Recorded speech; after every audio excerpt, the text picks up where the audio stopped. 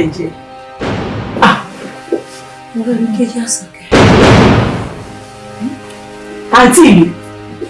Àbúrò mi. Wá kárí bono síbi tó ń lọ. Kí lọ̀rọ̀?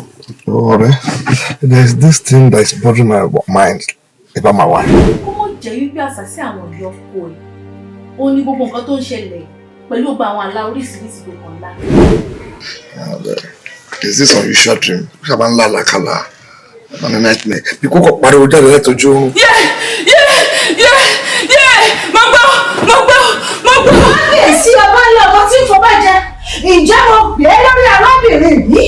Wọ́n máa fọwọ́ ẹni fà. Wọ́n ní ọmọ tí ń jẹ́ni. Olúwa ó yá ṣe ogún náà ní àṣẹ wọlé. Ṣé kò ṣe nígbà tí àmì wà compatible ló fa ọmọ yẹn? You are not compatible. Bàbá, ẹ sì bá mi bẹ̀rù dáadáa. Dákun. Àwọn òbí pé mò ń bẹ̀ wọ́n ni. Bí mo ṣe ń kúrú mọ́ ń ga. Ṣé ọ̀rọ̀ náà? Ṣé ọ̀rọ̀ rí bẹ́ẹ̀ tí mò ń bẹ màdánù? Ṣé o rò pé torí tiẹ̀ ni? Torí kí wá ni? Torí ìtara mi ni. Torí kébì ọmọ pa mi ni. Torí pé bá ọba ti lọ tán ní ìsìn. Ìnírí ìtẹ̀jẹ̀ mọ́ dáadáa. Olùyọ̀ wà rú kan goro. Ìdí náà tí mo fi ń bẹ màdánù pé wọ́n bẹ̀ lé ọ̀dọ̀. Ṣáájú gbogbo ẹ jẹ́ ká gbàdúrà. Ìyá àdúrà. Ká tó gbàdúrà. Ṣé ọ̀rọ̀ ta fẹ́ sọ́n bí ó wà pátá? Láàrin àwọn mẹ́tẹ̀ẹ̀ta, ṣé o fẹ́ sọ fún mi pé láti ìgbà tó lọ àbúdá yẹn o ṣọ́ mọ́? Kí lẹ̀ ń bọ́ kọ́ mi discuss? Ọ̀rọ̀ lórí conference ni báà náà ṣe máa lọ ní next year ká di senior manager. Stay there! Ẹ ti mú! Ibo ló dà? Mo fẹ́ máa wọlé lọ ní. Nínú ilé wo? Nínú ilé wọ̀. Onígbà tó bá mú pèlè ìyá rẹ̀ wá kó tó lè wọnú ilé. Ìpèlè.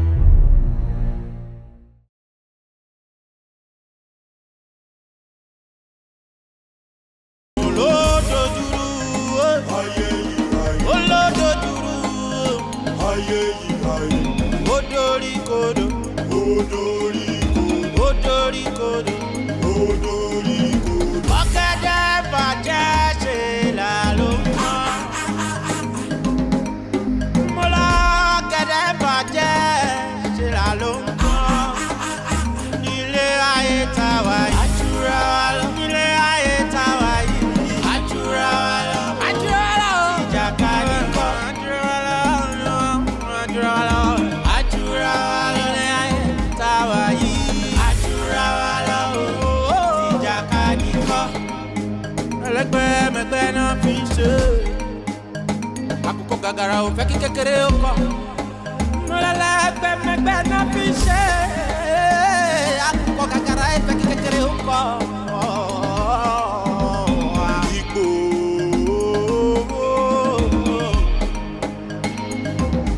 mo rí ipò. Èyí ló jẹ́ wọ́n lọ́gùn gidi gan ni.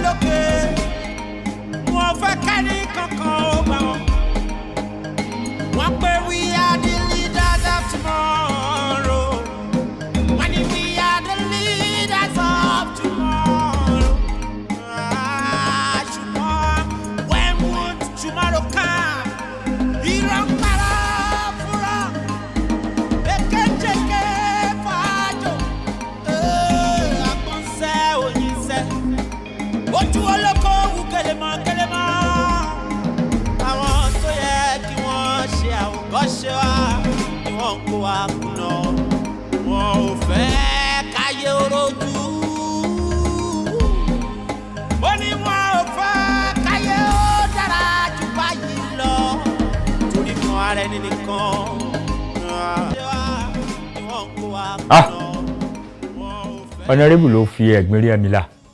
Àbùkù tó kàn mí lọ yìí ló ti wá. Èmi tó bá ṣe pé ẹ̀gbọ́n tí mo wí ni kò ní rí báyìí. So bẹ́ẹ̀ ni gbọ́ gbogbo tá a bá sọ ẹ mọ̀ dànù ni. Mo fẹ́ mọ bí mo bá ti ṣe náà ká pé mo wùwà tí mo fẹ́ wù ni. So bẹ́ẹ̀ dá mi lóhùn. Àwọn ìfúnni kó tó dá mi àgbàjà káàdì ni. Ṣọ́rántì ọmọ ẹyẹ tí mo la fi sábẹ́ tá à ń gbé kà tó ń lé fùrùkọ́kọ́. Ṣó ti yẹ báyìí?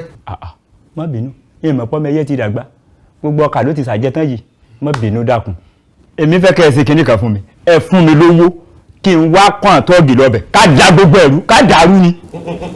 Bísúlà má jẹ́ ká dàrú ká fílẹ̀ yẹ́ ẹ̀jẹ̀ àfilẹ̀ torí 4 years lásán ká tó mọ̀ 4 years ti pé ká fílẹ̀ ìyẹn tó bá wọlé o. ẹ ṣe rí tó bá jẹ́ pé nǹkan tẹ́ lè bá wa rí ṣe sí wà ó bá wa ṣe bọ̀ tí ò bá sí mọ́ tán ajẹ́bọ́ náà ṣe kọ́ tí wà nìyẹn bọ̀ ṣe mọ̀ pé ọkọ mi ti náwó gan ó dẹ̀ wà lóyà sílẹ̀ tó bá pẹ́ lè rí nǹkan ṣe sí ṣe mọ̀ pọ́kọ mi lákan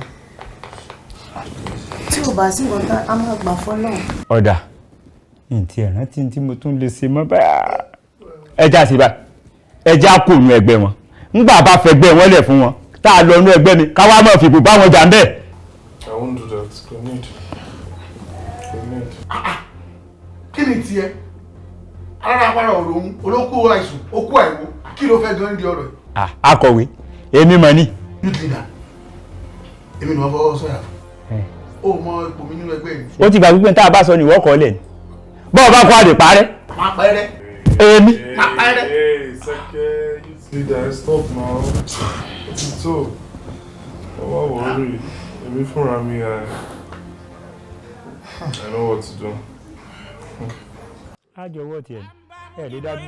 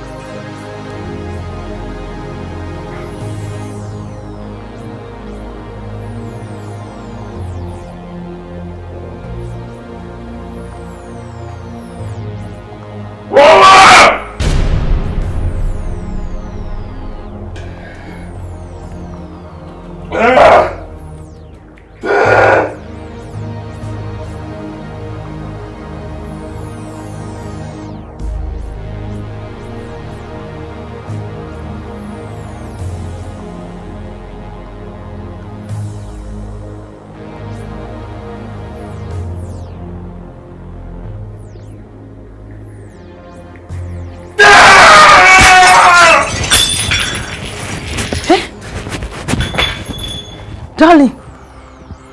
Darling. Darling.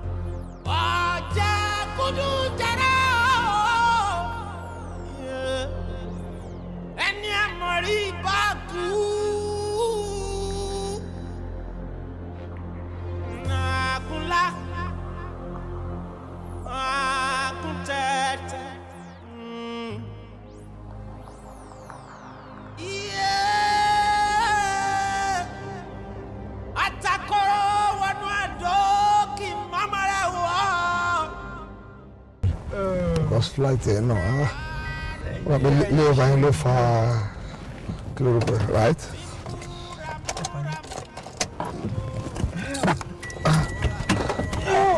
olùyẹ ṣe o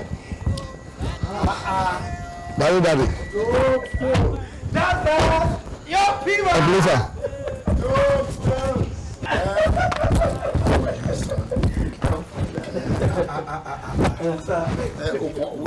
You are everywhere. Painting the whole state blue.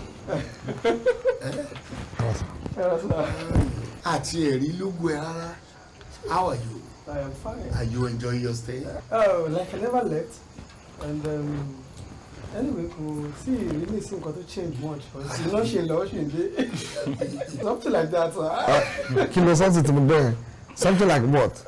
What was your buying night? I'm about to let you do. That never done it. Freshly. We'll take care of it. Boss, if you don't mind, say Muli Malubai. Oh, yeah, to the traffic or Malonte. Okay. But my penny la. So we are my dog pass GRA. Okay. Only Malonte. All right, sir. What that? Maybe we might be far. Can't walk there. All right. It's just what she was by no loyalty so God bless you. So that I get more local professional because at my back. So what boys are going to be back?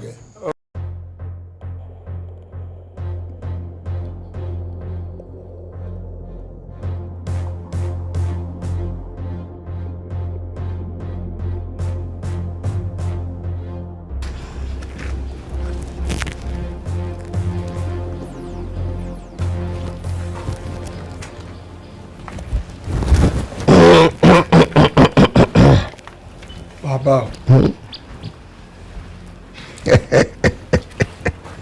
Lọ́wọ́ èmi ló sọ pé wà bá mi lórúkọ jẹ́ omi wà dì mí léṣe orúkọ mi ó mà ṣeun lọ́wọ́ ìjọba bó ṣe kó mi báyìí.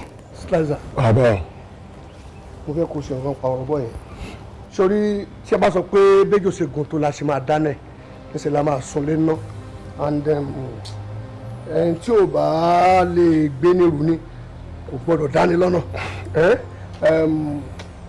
mo kàn rí pé ó bẹ́tà kí n kàn mójú kò lọ́rọ̀ ẹ̀ ṣé o mọ̀ bẹ́ẹ̀ bá rárọ́ kò lè rò tán o èmi rárọ́ nìyẹn ó gbé mi múgùn lójú ara ẹ̀ nìyẹn ìgbà tó sọ fún mi pé kò sí tóun lè ṣe o tóun bá ṣe àjò kan fún mi máa dáná ẹsẹ̀kẹsẹ̀ ni not me pé fake herbalist ni mo kò sí wọn kan òun jẹ́ lọ nìyẹn o gẹ̀tẹ̀ so bí máa pa kò wúlò fún mi kí n pé kẹ́ waste ẹ̀ sìn kò sí nǹkan tó fẹ́ ṣe fún tó wúlò fún mi fún so ẹ lọ release ẹ. bàbá èmi rò pé ọ̀dọ́ yẹn kò yẹ kó lọ bẹ́ẹ̀ ó yẹ kó jí ìrẹsẹ̀ náà bọ́ ẹ̀lú tí a bá release bọ̀bọ̀ yẹn ṣé àgépèjò yìí ló padà máa sọ̀rọ̀ fún wa. àgépèjò ta ni òun Fẹ́mi Slicer àwọn náà dẹ́ mọ́ mi o bàbá ẹ lọ release ẹ. bàbá 100. lọ́wọ́ ìjọba ti pé ìyẹn ẹsẹ̀ pé o fẹ́ gbà mí nínú jẹ́lá àkọ́kọ́ tẹ́lẹ̀tẹ́lẹ̀ mo tún wà ní wípé ok however o gbìyànjú ni o try mi wò ni o play ọpọlọ mi wò ni mo ní kò release ẹ o tún wà bá mi o ní wà yẹ̀yẹ́ mi wà borúkọ mi jẹ́ èmi náà wá ṣetán láti jẹ́ kó mọ̀ wípé ìtagbà fi ń jẹ́ kó abẹ́wé ló wà. Gbogbo it's already late. Slicer Slicer ẹ bá mi delete ẹ dànù tó bá di ọjọ́ mi tó bá wà ní ayé akẹ́kọ̀ọ́ bí ẹ ṣe máa ń bá àgbàlagbà ṣe ẹ delete ẹ. Sara.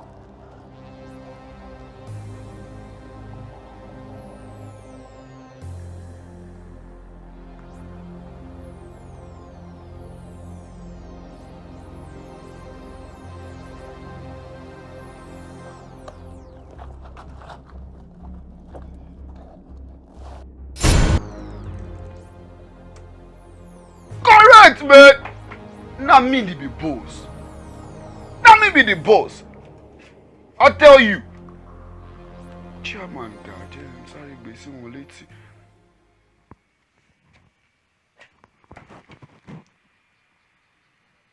Chairman, a big call. Hello. Hello chairman. Any sùúrù. Mo ní good news kan tí mo fẹ́ fún yín. Ẹ má kọ̀tẹ̀. Ẹ lọ sórí Instagram page yìí báyìí. Ẹ lọ wo nǹkan tí mò ń ṣe ń bẹ lọ́wọ́. Ẹ má kọ̀tẹ̀ sẹ́. Ẹ lọ wo.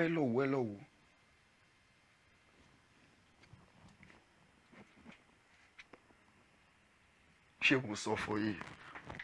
2 million followers on ground already. I be the boss. Tí n bá sọ fún yín pé mo máa ṣe nǹkan máa ṣe ni.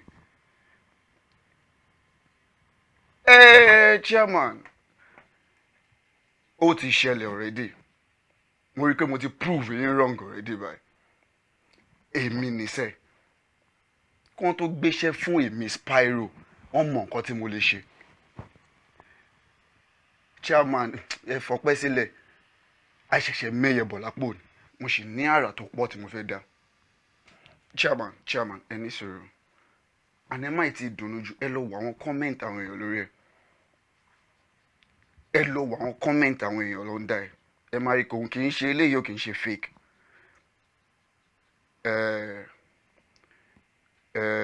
Kẹ wá bá mi send mọ́ tó ṣẹlẹ̀ chairman. Ẹ bá mi send 2 videos yín kan tẹ́ ẹ mọ̀ pé ó wà okay. I need them ASAP. All right, boss.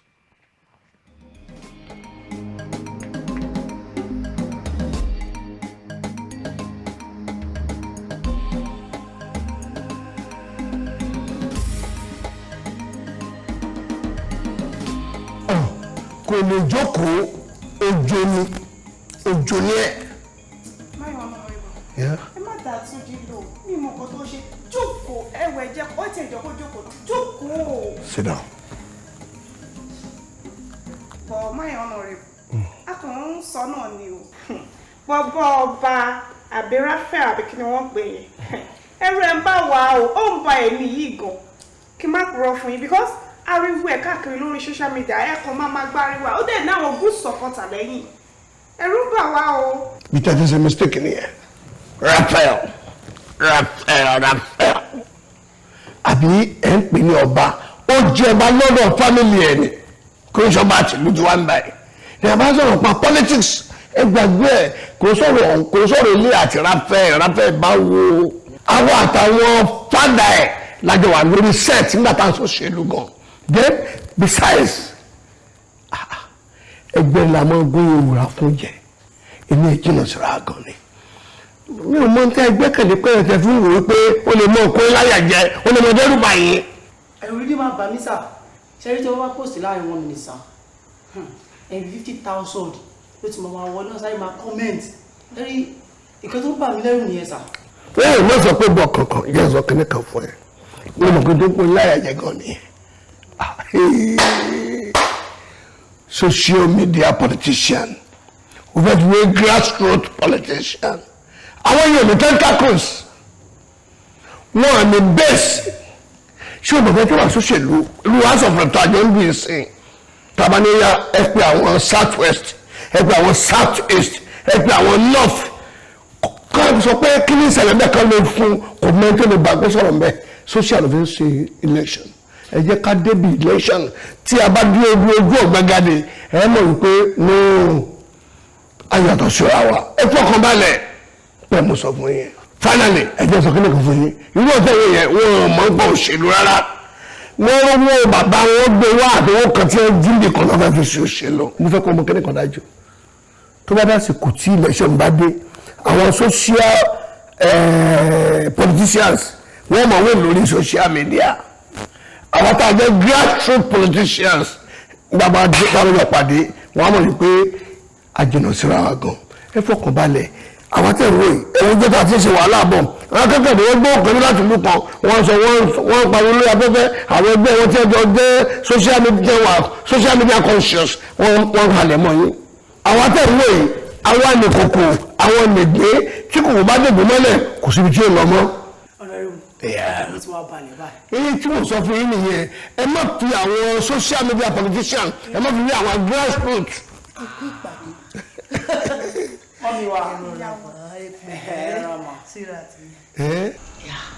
oúnjẹ ti jiná so mo dẹ̀ ti set dining mi wàá mọ̀ bóyá ẹ̀ ní mind pé kẹ́ ẹ join. Nítorí sọ ní túmọ̀ nítorí bá gbọ́dọ̀ orí ọ̀kan lọ́wọ́ èèyàn ọ̀yẹ̀ kò fún èèyàn ní tí èèyàn jẹ àwọn onírúurú tíátà tẹ̀wé yẹn tí wọ́n bá fún un wọ́n lè fún un ní 1 million owó iṣẹ́ ṣùgbọ́n abájọ kó wọn kọ̀ fún un lówó oúnjẹ wọ́n gbà yìí pé nǹkan ẹ bá ṣe ẹ bá gbẹjọ́ kan lọ́wọ́ yẹn ó gbọ́dọ̀ fún èèyàn lóúnjẹ tí ó jẹ. Let's go then àwọn apàdà abẹ́rẹ́ pàdé wa lọ àmọ́ bá pàdé náà.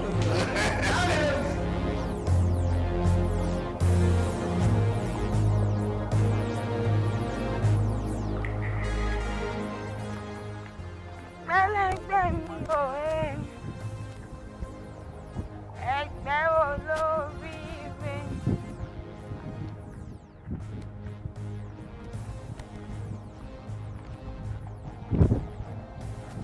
Ẹgbẹ́ lágbé. Bọ́dà mi, ẹ̀wọ̀ ẹ̀tẹ̀ fún wa o. Abẹ́ ni ẹ̀tẹ̀ fún o. Ó ní ẹ̀tẹ̀ fún. Bọ́dà mi, ẹ wò ó ní ẹgbà. Mílíọ̀nù tí mo fẹ́ gbé fún yín nù. Kò bá dé, ẹ mọ̀ wọ́n rí. Ẹ̀yẹ ṣáà ti tẹ̀ fún wa bẹ́ẹ̀ bá ti tẹ̀ fún wa ayé ti tó yín lọ́wọ́ ayé ti tó yín lọ́wọ́ ayé tó yín. ọmọ wa ni ẹjọ́ ṣe ọmọ wa ni ẹjọ́ ṣe ẹgbẹ́ CUP ẹgbẹ́ ni ẹ̀yin asan broda mi ẹ̀yin asan ẹ má lo ẹtí mi ṣẹ́ẹ̀rì ọmọ wa ni ẹjọ́ ṣe ó rèé Prince Raphael Fẹ̀yìntọ́lá òun ló lè ṣe ṣẹ́rí ètò wà ń bẹ̀ kò ṣe nǹkan kan ẹ gbà ẹ ṣe ojú òní tí ẹ jẹ fún ṣé kí n kó fún yín ẹ ní sùúrù ṣẹ́rí ètò wà ń bẹ̀ kò ṣe nǹkan kan àwa fẹ́ fi yé wọn pé àwa mọ òṣèlú a mọ bó ṣe ń to ìlú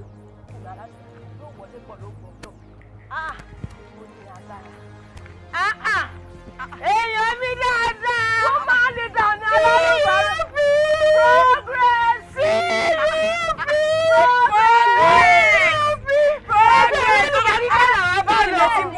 Àwọn mẹ́gbẹ̀rẹ̀ lọ. Wọ́n bẹ ní gbẹ́kẹ̀lé wọn bẹ ní ìfọ̀lẹ́.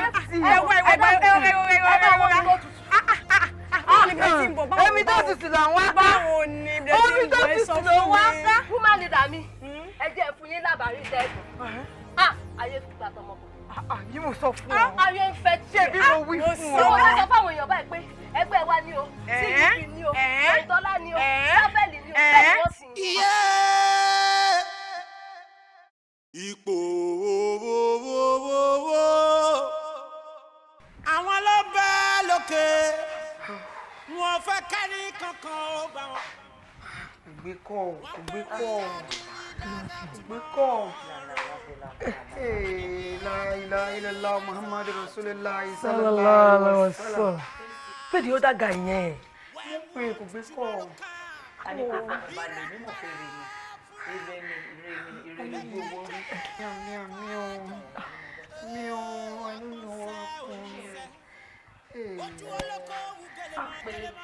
ó ní kò pè kẹ́ ni kò ṣe pé kò rí kò pè. Ẹ dúdú ó ti ń pè. Hello.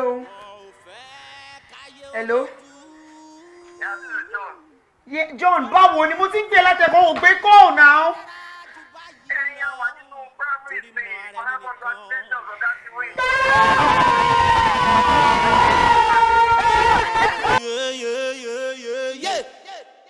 Wọ́n dé o, yeah.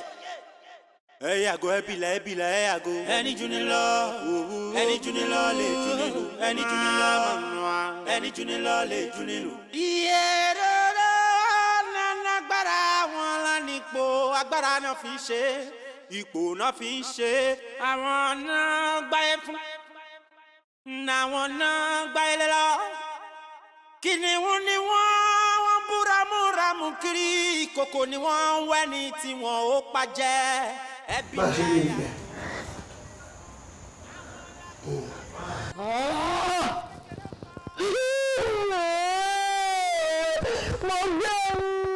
They are playing darkest game. Don't you ever step on their toes. Because they are the warrior of the game. They are playing darkest game. Àwọn làwọ̀ ẹ̀yìn lọ́gbẹ̀rì. Ó yẹ wọ́n jù yín lọ. Wọ́n dé o.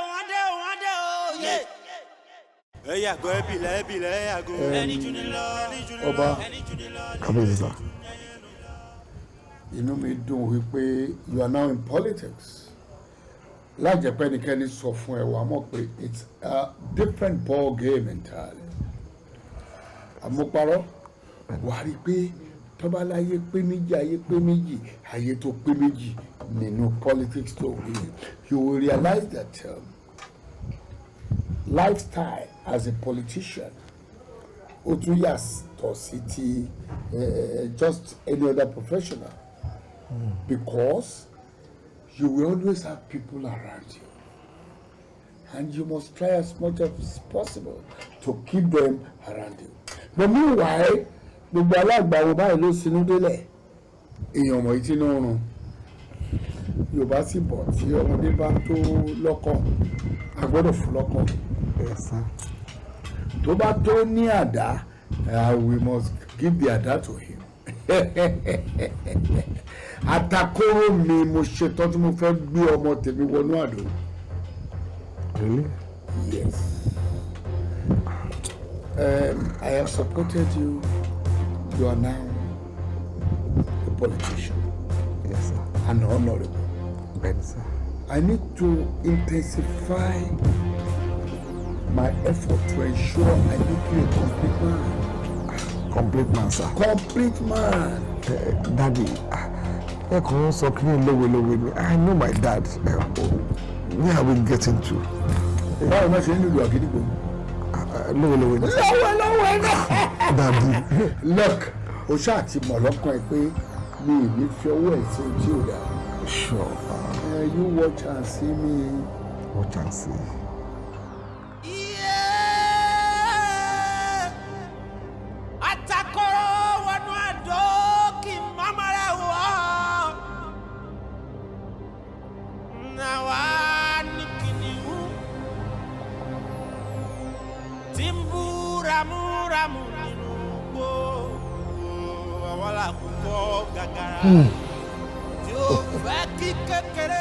Irú ló wọ́n tẹ̀rí àfijọ́ tó ń dókè mẹ̀sí tí wọ́n pè ní léegun àṣé igi tí ẹ̀ bá fojú di o lè fọ́ yẹn lójú irú ọmọ pínín sí yẹn ó sì fẹ́ yẹn mi lélẹ̀ wọ́n wà ń kọrin bàbá lulẹ̀ fẹ́mi láàrin ìgboro akẹ́ wọn sọ pé kémi ó ṣe sùúrù pé ń gbò lọ́dún mẹ́rin fi pé ọdún mẹ́rin lẹ́pẹ̀ bẹ́ẹ̀ yẹn 4 solid years 4 good years Raphael abikino náà ń jẹ́ wọ́n tó ń pè ní ọba ó wá ń ṣe jàgínní yódò ó ń jó ń yọ̀ káàkiri ó wá náwó yáfùnyànfùn ó ń wẹ̀ fáwọn èèyàn káàkiri wọ́n fi mí ṣẹlẹ́yà láàrin ìlú àwọn èèyàn máa wá rò pé ìwọ ló lágbára bàbá ẹ̀ tí ń yọ̀ tí ń gbé jàgínní yódò yẹn máa fi ẹ́ dá lójú kò mọ̀ pé ọmọdé tó gún mú tínú ẹ̀ ń dùn kò mọ̀ pé tí ó lékún lé bàbá rẹ̀ ní ń fà lẹ́sẹ̀ bọ́mí kí ò bá mẹ́wẹ́ tí ó mọ̀wé á jẹ́ ìwé lọ́wọ́ ọ̀tún á jẹ́ ìwé lọ́wọ́ òsì á fi ìyàtọ̀ ẹ̀ á fi hàn dáadáa. Raphael, expect me like the judgment day. The battle line has just been drawn between me and you. ló yẹ ká mọ̀ pé ní mẹ́ńtọ́ wa. àtẹ́lẹwọ́ mi ọ̀tún ìbà Ìbà. àtẹ́lẹsẹ̀ mi òsì ìbà Ìbà. ìbà ni mo dá o kíbà mi ó ṣẹ. Àṣẹ. Raphael kóká ọba ọ̀tọ̀ wá wá ọ̀dọ́mọnúlé ọ̀rọ̀ rí ò láyọ̀. Àṣẹ. gbogbo tó o bá ti náwó mú yóò mọ yọrí sí rere fún ọ. Àṣẹ. ò ní sọ́kú. Àṣẹ. ò ní sọnù. Àṣẹ. owó wìtìwìtì lẹ́ẹ̀dẹ̀ rẹ. Àṣẹ. bẹ́ẹ̀ ni ó rí. Àṣẹ. àti ọ̀rọ̀ ọ̀gùn. Bẹ́ẹ̀ ni. ọtí dọ́mọ àgbà lónìí o ọtí bá lé jẹ ọtí bá gbà jẹ ọtí ti bá gbà múlẹ̀ kò sí ohun tó náwó sí tí ọwọ́ rẹ ò ní tó. Bẹ́ẹ̀ ni. ó lè jẹ́ káàkiri àgbáyé tí mímì kan ò ní mì torọ́ ọtí di ìfún. ọ̀sẹ̀ ló ní kó ṣẹ oṣùn ló ní kó mọ́ sùnà awíyáre kéwì tiẹ̀ kó mọ́ ṣẹ. Raphael kóká ọba èyí tá a sọ fún ọ lónìí ó dàṣẹ torí kò gírí làwọn àtẹ́lẹwọ́ tẹ̀mínì làwọn àtàpà tó bá wù méjì àtẹ̀kan èyí tó tẹ̀ nílé wa lónìí ó dayọ̀ fún ọ ó ní ìrọ̀rùn ó ní ìfọ̀kànbalẹ̀ ó ní àìkú tí ń ṣe baálé ọ̀rọ̀. ó dàṣẹ ó dì mọ́lẹ̀ ẹ̀ta ń táwó èjì ń tọgbẹ̀rì ọ̀kan yòókù a máa jẹ́ tolùfídà raf kókà ọba òkè ọ̀pọ̀ oríire bá a bá rìn nínú ayé bá a bá rìn dáàrin ká àti ìrìnrìn ayé torí ẹ má lọ́lọ́sàn àfẹ́ lólòrò àwọn bàbá mi àwọn ìyá mi táwa ń wà nù wọn yìí àwọn lólòrò òye wọn ni raf kókà ọba òkè ọ̀pọ̀ oríire ó káàbọ̀ sínú ilé lónìí ó káàbọ̀ sínú ìgbìmọ̀ kékeré lọ wà yìí tó bá yá then you graduate wà á lọ sí gbìmọ̀ àgbà raf kókà ọba àti mú ọ wọlé báyìí ó ti dọ̀ máa wo gbogbo ń tọ́ ọba tẹ̀ yóò máa yanu ni gbogbo ń tọ́ ọba lù yóò máa dókògó gbogbo ń tọ́ ọba fà yóò máa tóra wọn torí wọn ní bíríkìtì báyìí láàpìlẹ̀ àwọn tó bá dàgbà tá a gbódú agbọ́lọ́ agbọ̀tọ̀tọ̀ ènìyàn àti àbàkẹ́sọ́ bá ní ọjà ẹbọ ni wọ́n ní kó ṣe ó gbọ́ rúru ẹbọ orú ó gbọ́ tútù ètùtù kó ó tù kò pẹ́ kò jìnnà àkẹ́sọ́ wa ń dádé aya rẹ̀ wa ń dájà àkẹ́sọ́ wa ń soríire àkẹ́sọ́ wa ń yin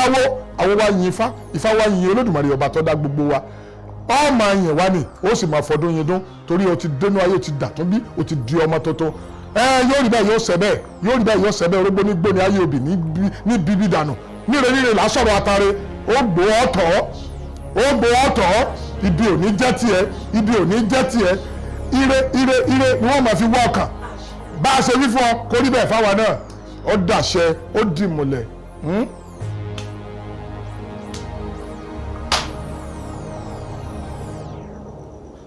Demu.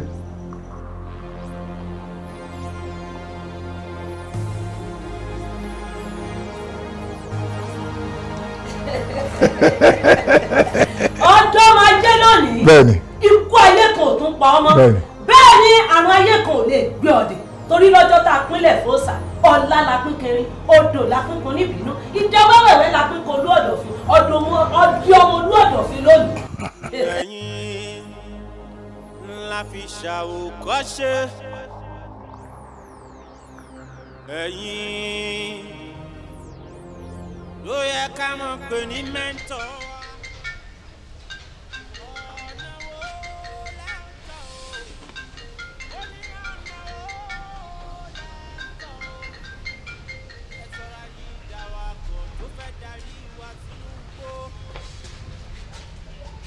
Okay, boss.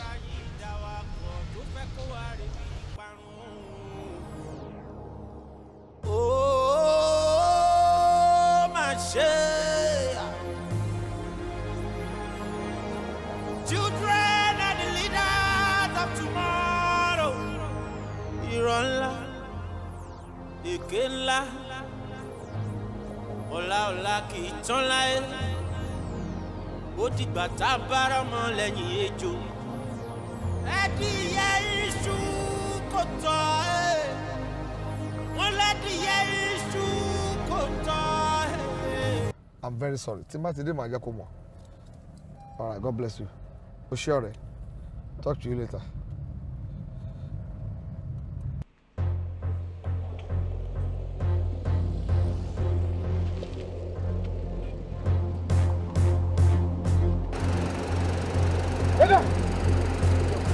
After Nana, now before I go change up for you, Nana, now. Má fún mi lówó. Owó bá ẹjọ́ ẹ má pa mi ẹ ṣàánú mi.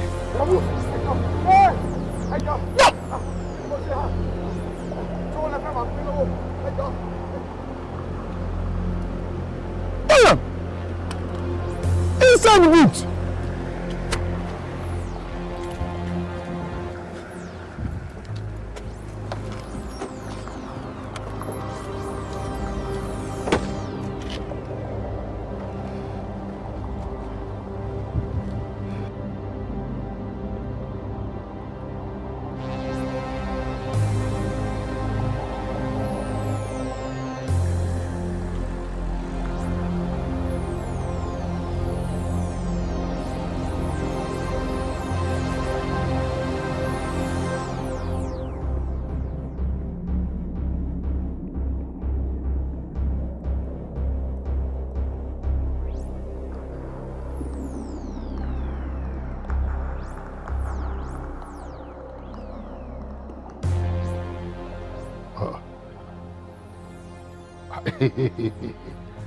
No, I can't just believe this. No. I won't believe this. Mo gbọ́ ni mi ti gbà. My own son.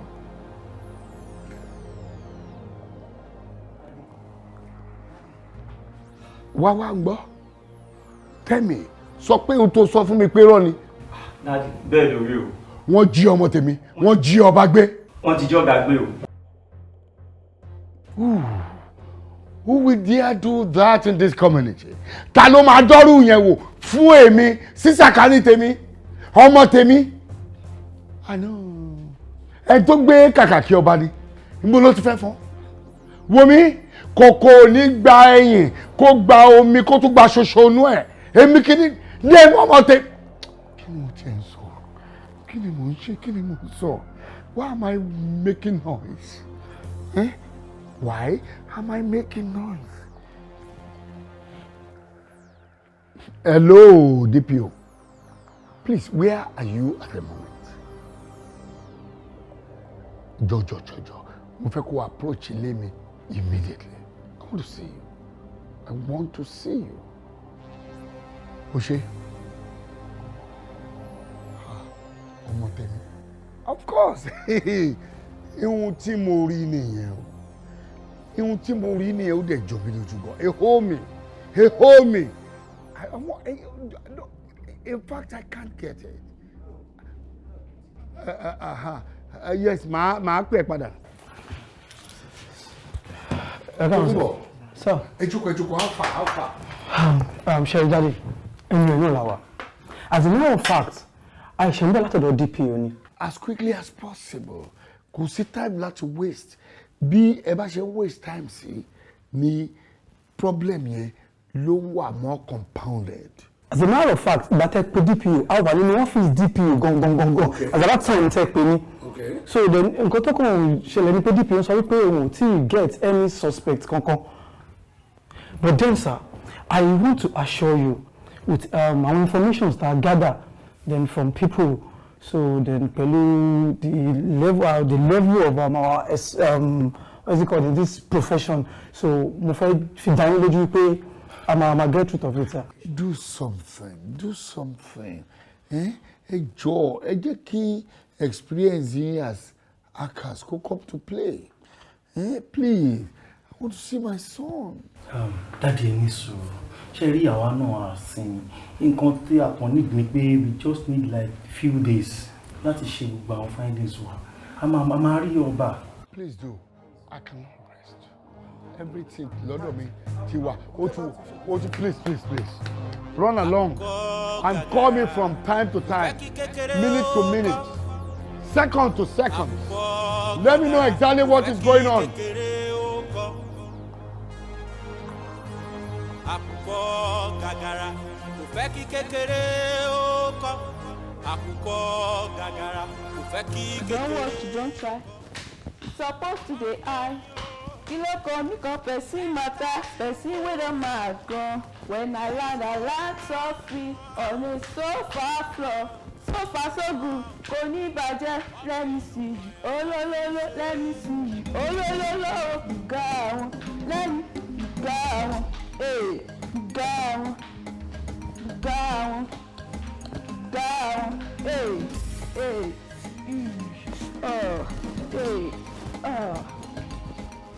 don't work, don't try. Mommy. Kí ló ń ṣe ẹ́? What's your problem? Kí ló ṣe ẹ́ tó ń jó àwọn wo ni bùgá, àwọn wo ló ń bùgá? Kí ló ṣẹlẹ̀ nílé? Mommy, kí lẹ expect pé kí n máa ṣe? Hey, your dad just lost an election and you are here dancing. Ó ní kí ló ṣẹlẹ̀? Mommy, that shouldn't be my own problem. Ká wí fún ni ká gbọ́, ká sọ̀rọ̀ fún ni ká gbà. Àwí ìgbọ́ àfọ̀gbà nínú ní kíka ààbọ̀ ẹni. Èmi ti wọ́n dáàdi earlier pé kó má tọwọ́ wọ bọ̀ nǹkan tí ò dáa.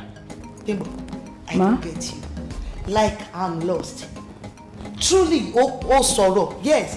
Ó ní kó má ṣe gbá, kó má ṣàwò, but I don't get it. I'm lost. And I will appreciate it tó bá lè jẹ́ kí n understand. Although ó sọ ní tòótọ́ nígbà yẹn, but still yẹn ò ní pé kí inú ẹ dùn sí ṣùgbọ́n bàbá ẹ̀ náà inú mi á dùn tó bá lè jẹ́ kí n understand nǹkan tó ń ṣẹlẹ̀ nínú mi. Do you want to hear the truth? Yes, I will appreciate it. Daddy ti stay náà wàrà wọn pẹ̀lú ẹ̀jẹ̀. Wow. This is the file from the DPO. All right, sir. DPO ní interview ní Abuja. And gẹ́gẹ́ bí ọ̀gá tó fẹ́ràn àwọn ọmọ tó wà lábẹ́, I have to give him the opportunity to go. That's good, sir. And gẹ́gẹ́ bí officer àtẹ̀tìjọ́ ń ṣiṣẹ́ tẹ́lẹ̀, file ló cover case Raphael Coker. Yeah. And I want you to work harder. Within a week, mo fẹ́ ká jùlọ solution lórí ẹ̀. Okay? All right, sir. Best of luck. Yes, sir. Màá gbìyànjú bó tilẹ̀ jẹ́ pé ọ̀rọ̀ àwọn kidnappers ti wà rampant. I will try my best, sir. Okay? Best of luck.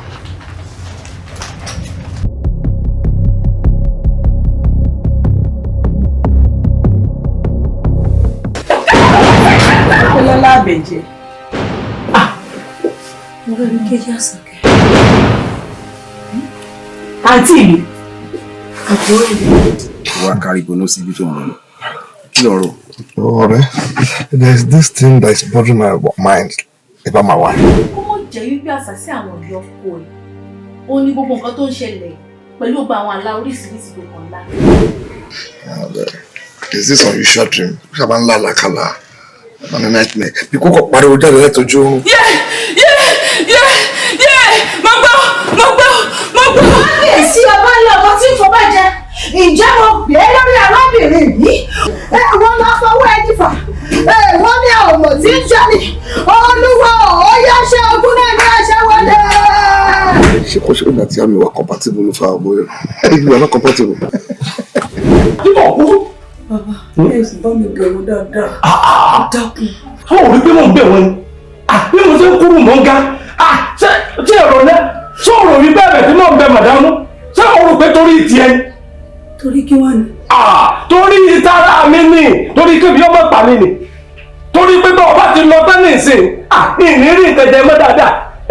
Olùyọ̀ wà rú kan goro. Ìdí náà tí mo fi ń bẹ màdámù pé wọ́n bẹ̀ lé ọ̀dọ̀. Ṣáájú gbogbo ẹ̀jẹ̀ ká gbàdúrà. Ìyá àdúrà, ká tó gbàdúrà, ọ̀rọ̀ ta fẹ́ sọ ń bì ó wà pátá. Láàrin àwọn mẹ́tẹ̀ẹ̀ta, ṣé o fẹ́ sọ fún mi pé láti ìgbà tó lọ ọ̀dọ̀ yẹn o ṣọ́ mọ́? Kí lẹ̀ ń bọ́ kọ́ mi discuss? Olórí conference ní báà náà ṣe máa lọ ní next year ká di senior manager. Stay there! Ẹ ti mú! Ibo lọ́la? Mo fẹ́ máa wọlé lọ ní. Nínú ilé wo?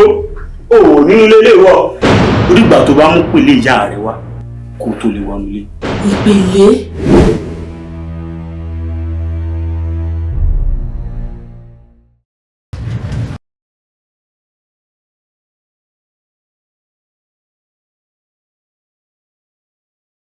When they pursue them,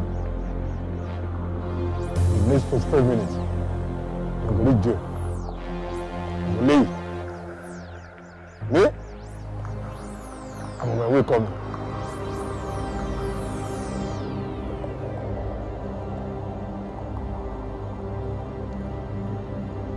Oguye, akidam gbajani, akidam myself. Wallet Allah suma billahi lazi lahu. Allahu Akbar, Allahu Akbar, Allahu Akbar.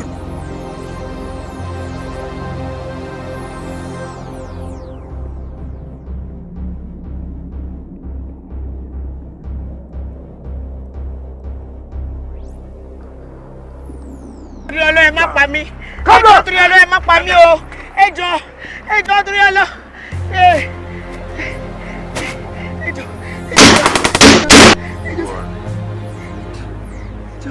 Kí ni mo ṣe mi ò mọ̀ yín rí? Kí ni mo ṣe? Tọ́ba bí yàrá ya ẹ̀dá kó jáde sí mi lọ́wọ́. Who's your fucking mommy? Ẹjọ́ ń ṣe jàmbá yìí.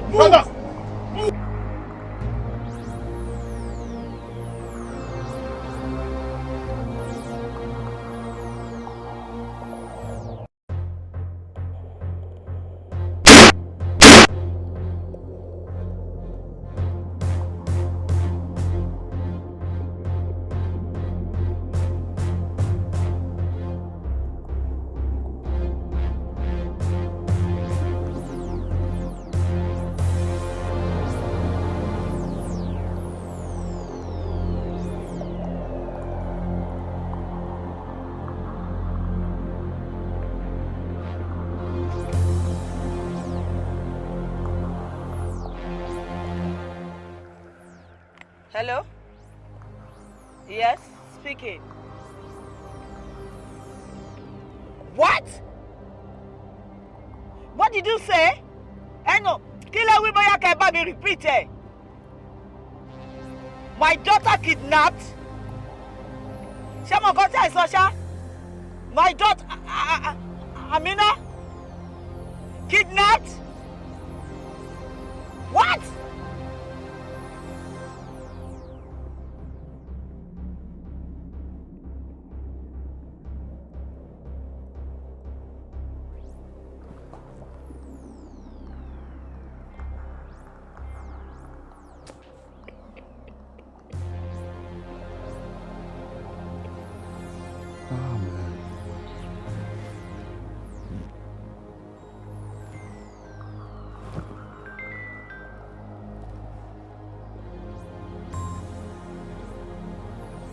Hello?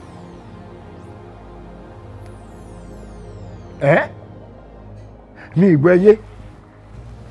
Kí ló wí? Amina? Wọ́n kidnap ẹ̀. Wọ́n tún kidnap Amina. Wọ́n tún kí ló ń ṣẹlẹ̀ báyìí?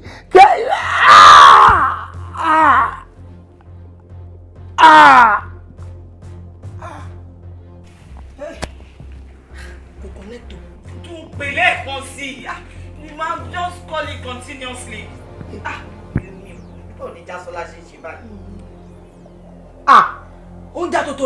Oh, God. Hey. That should be somebody.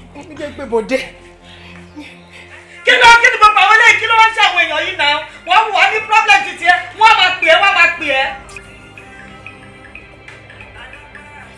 Inú àwọn èèyàn wo lélẹ̀ nítorí ọ̀nà you have your own comments. Wọ́n kàn máa pè tí bá máa gbé sí ẹ máa lẹ fẹ́ kí mi.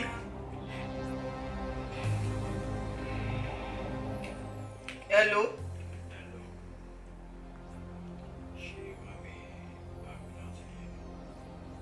Bẹ́ẹ̀ni èmi ni mo mi àmì.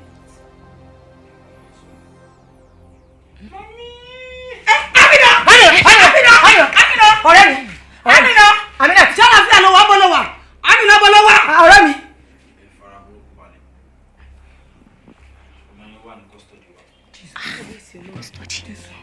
Mo ní custody yín wá sà. Jésù. Ẹ má bínú kò ṣe pé bóyá a lè sanwó yẹn ṣùgbọ́n ní time tá wà yìí kò sí 20 million naira báyìí bóyá tẹ́ bá wa sáré já wá sí 5 million a kàn yín lára ní sí bí mo ṣe sọ. Amina. Bọ́dá. Mọ́mí lè ṣọ́ọ̀tì kọ́ọ̀tì ni. Ẹ dúró ní. Ó lè ṣọ́ àlọ́. Ó máa ṣe. Children are the leaders of tomorrow. Irọ́ ńlá, èké ńlá, ọ̀la kì í tán láyé.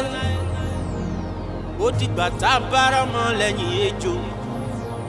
Ẹdìyẹ iṣu kò tọ́ ẹ̀. Wọ́n lẹ́dìyẹ iṣu kò tọ́ ẹ̀. Ẹ̀ ń pani lẹ́kúnjayé. Ẹ mọ̀ bébí ń pọmọ ẹnìkan nǹkan.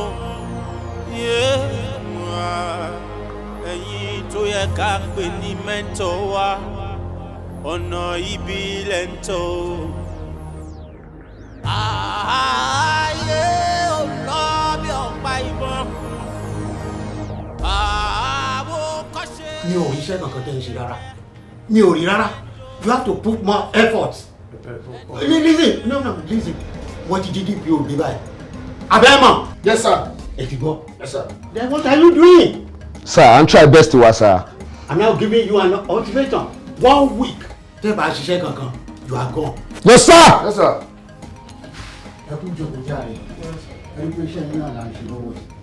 Very soon.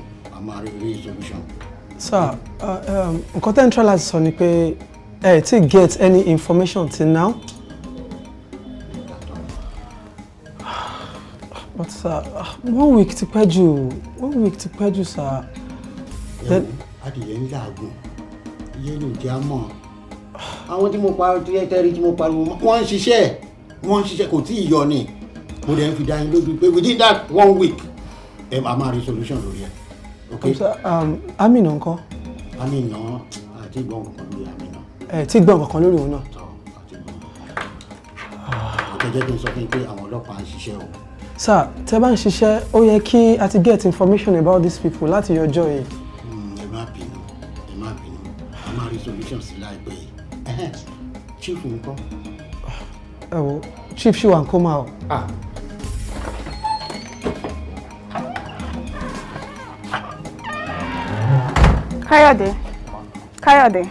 Káyọ̀dé ẹ mélòó mo pè ẹ́? Ẹ̀mẹ́ta ni mo. Jọ school ló ń lọ yìí o mo bẹ̀ ẹ́ ní má fojú mi sọ́nà o mo ń ti ọmọ ẹni tó ń ṣe ní school tó ń lọ yìí o má lọ bá wọn kẹ́gbẹ́kẹ́gbẹ́ o mo bẹ̀ ẹ́ ní o. Mom, ẹ jẹ́rìí mi náà mi kì í ṣe ọmọ bẹ́ẹ̀ náà. Mo trust ẹ lóòótọ́. Thank you. Mo trust ẹ but jẹ́ kí n ti máa tún sọ fún ẹ má bójú mi jẹ́ o jọ mo bẹ̀ ẹ́ ní o. Alright ma. Ẹ jọ èyí náà máa wà gbàgbé owó tí mo sọ fún yín ẹ mọ ọ̀rọ̀ àwọn management school àwọn máa béèrè gbogbo àwọn owó tó yẹ ká san. Mo promise ẹ by next week. Báwo ni Káyọ̀dé ṣó ti yáyá nìyẹn? Bẹ́ẹ̀ni ma. Àfojú sí ìwé o má kẹgbẹ́kẹgbẹ́ o owó tí mọ́mí yẹn náà lé lórí o. Alright, go take care. Bye bye love. Alright, ẹ ṣe ó dá o mà. Ìwọ ọmọ wa lélẹ̀ yìí. Yà ibo náà sọ pé ó ti wá. Wọ́n lájọ wà ní iṣẹ́ tí mo ṣe ẹ̀gbá yẹn. Wọ́n lájọ wà bẹ́ẹ̀ ni. Kí lorúkọ ẹ̀? Olówó engineer. All right. Wọ́n lèmi làwọn fẹ́ rí. No problem. Ẹ sọ fún kọ́mọ bọ̀ ní club. Mo wà ní club 2. Kọ́ wa bá mi bẹ̀. Love you too. O ṣe dẹ̀. Yes. O ṣe. Bí ọ̀rọ̀ tí mò ń bá bọ̀. Sórí mo fẹ́ kó mọ kíní kan dájú. Tí èrè bá fi ní pege wọ́n á mú wọn dànù ni. Àti pé tí nǹkan bá débì kan tí èèyàn máa kó súyàn èèyàn kò ń bẹ ni. I'm not part of your party again. Then tí nǹkan bá wá ṣẹlẹ̀ ní party yín but on art náà ṣe lè máa ronú sọ́dọ̀ mi pé bóyá nǹkan kan. Kí ló kàn mí pẹ̀lú Raphael? Raphael àtijọ́ dìbò wọ́n ti kọrin bàbá lulẹ̀ èmi ò dẹ̀ jẹ́ ó ní túmọ̀ sí mi. Bẹ́ẹ̀ mi mo lulẹ̀ bàbá wọn ló lulẹ̀ àjọ wà lẹ́nu ẹ̀ right? Then mi ò wá mọ tó dé tó wá ní wọ́n sọ kankan ó dẹ̀ ń bá ẹ̀lẹ́mì jẹ́ I don't know. Ṣẹ́rí honorable ojú tó ti mọ ní rí ni kò lè sọ pé òun ò mọ ni mọ́ bàbá wa lẹ jẹ́ àwọn èèyàn ń wojú pẹ̀yìn lẹ ṣiṣẹ́ yẹn. Èmi ò bínú tán bá ti ń sọ̀rọ̀ níbi kan ìwọ ni kò sọ fún ọ wípé o jẹ́rìí mi nísìnyí tó o bá mọ̀ wípé bóyá pé o yọjú sí mi ló bá lè fún ẹ ní ìṣù mi ò máìlì tán báyìí pé kálukú lọ lọ́tọ̀ọ̀tọ̀ but èmi mọ̀ pé ò ní fẹ́ ṣe yẹn fún mi do you understand but my hands are clean I repeat it my hands are clean that's just it and tán bá ń sọ̀rọ̀ níbi kan jẹ́ kọ́mọ̀ wípé kò sí ní tó kan èmi ń bì yẹn. Yes, how are you? Káàsán. You welcome o. Ṣé wàá gbọ́dọ̀? Adúpẹ́ o, thank you. Olóyè. Ẹjọ́ mi mojú yìí o. Àwa ni engineers tán ló béèrè yín lẹ́sìn. Oh, how are you? Yeah. Happy to see you. Yeah, thank you, but sir. mi ìrántí iṣẹ́ ìwò láti jọ pàdé rí o. Àwọn iṣẹ́ tá a ti jọ. Come and sit down. Ẹ jẹ́ kémi tètè máa lọ. No problem. A sọ̀rọ̀ lórí phone. Okay, sir. All right o. O kárí. Yeah, thank you. Okay. Please can you.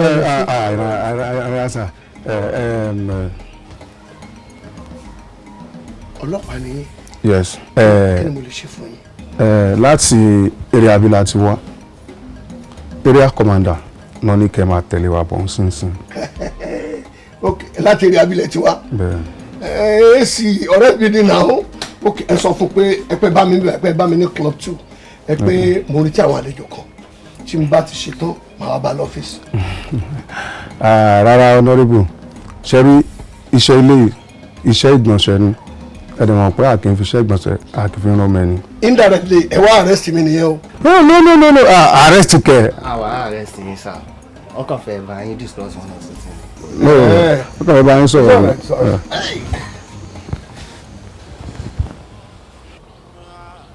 Ìmọ̀ ara ẹni nìkan ló gbà é kan. Yé.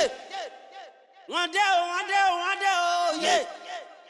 Ẹ yàgò ẹ bìlà ẹ yàgò. Ẹni jù ní lọ lè jù nílù. Ẹni jù ní lọ lè jù nílù. Iye rere nana ipò agbára náà fi ń ṣe ipò náà fi ń ṣe àwọn náà gbáyé fún àwọn náà gbáyé lọ kí ni wọ́n búramúramù kiri. You are welcome. Thank you, sir.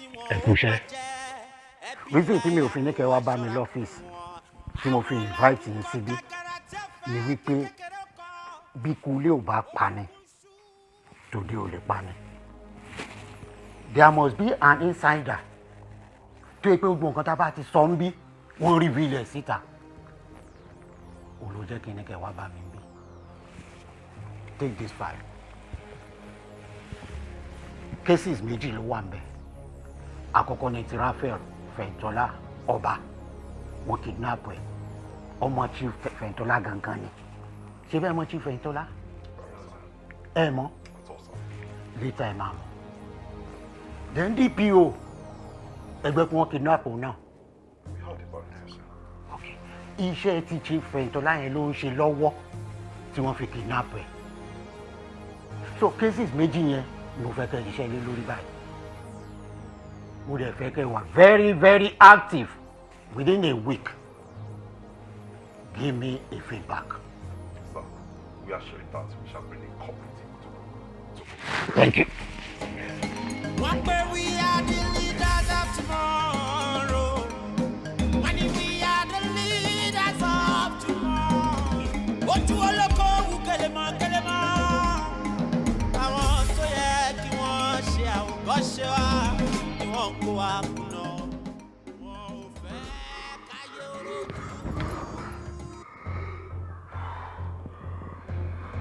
What do you want from me?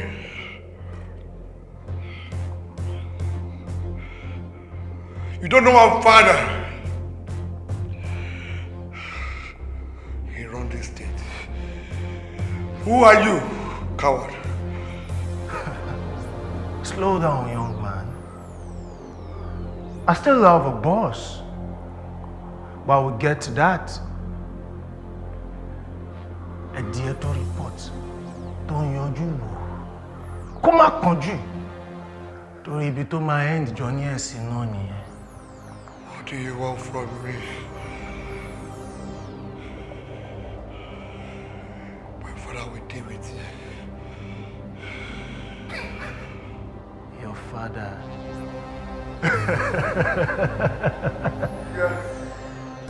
father. Your father is dying, limping on a bed like someone who's got no life. That's not my father. My father runs this state with the cover. He's a strong man, you don't know him. You are playing with fire.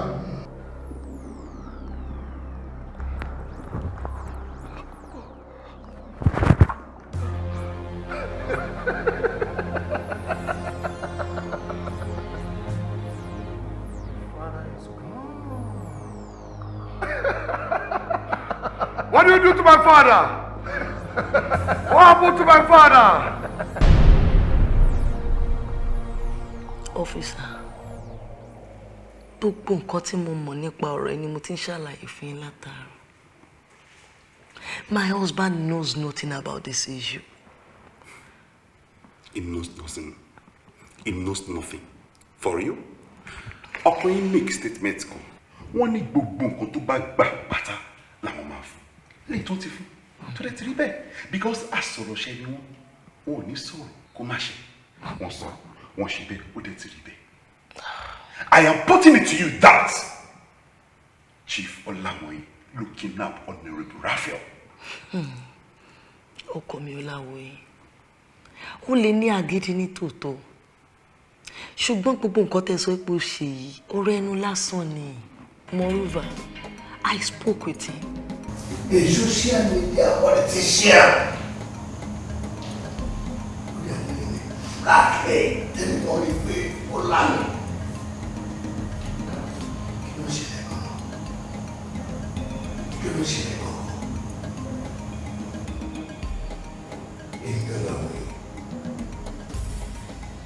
Terror that terrorizes.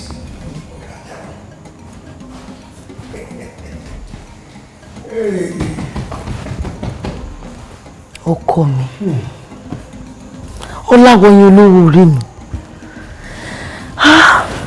Please calm down.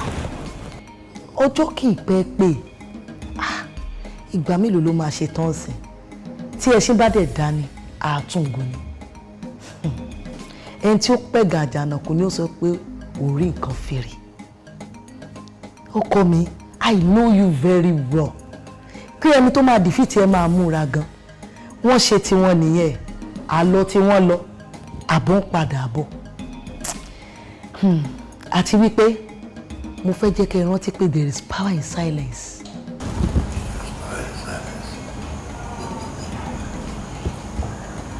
Is it true in politics that there's power in silence? Oh, madam, so gbogbo nǹkan tẹ́ ẹ̀ sọ yìí lè fi hàn wípé ọkọ yìí ò lè ṣe é.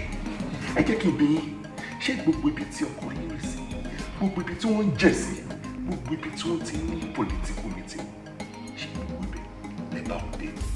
And tí wọ́n bá ṣe nǹkan tó wà against it, law of the land, ẹ̀yin wá rò wípé ó máa délé, wọ́n máa pè é jẹ́ pé ẹgbẹ́ sọ ìyàwó mi o, mo kidnap yẹn o, mo pa yẹn o. Never! He won't try it. Torí wọ́n máa rò pé ọjọ́ kan wà tẹ́jọ́ máa ní gbóòórùn àṣọ nígbà náà tó bá ṣe. Officer, we've been married for years. I know him very well and I trust him. Nǹkan tó bá fẹ́ ṣe, ó máa sọ fún mi. Nǹkan tí ó bá ní ṣe, ó máa sọ fún mi. Gẹ́gẹ́ bí mo ṣe sọ fún yín pé ó ní agídí tòótọ́. Bó tó lọ́rùn fún mi ní ìkápá lórí ẹ̀. Aliagiu lórí ọ̀rọ̀. Ṣùgbọ́n nínú ilé wa gangan ló ti máa sọ fún mi èyí tó bá máa gbà nínú ẹ̀ àti èyí tí ò bá ní gbà. And kò lè ṣe nǹkan tó máa tako òfin ilé wa láéláé. Ẹni jù ní lọ, ẹni jù ní lọ lè jù nínú, ẹni jù ní lọ mọ̀nà, ẹni jù ní lọ lè jù nínú. Iye rere lágbára wọn lánìpọ̀, agbára náà fi ṣe, ipò náà fi ṣe, àwọn náà gbáyé fún.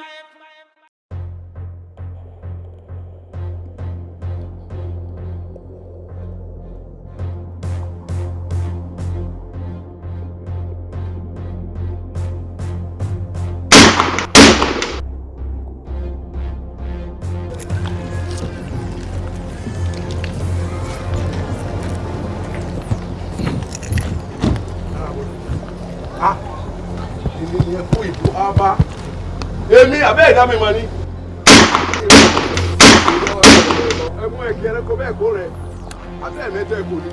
Gbẹ́ni lọ́tọ́, ọmọ àná ló fún wa pè ní.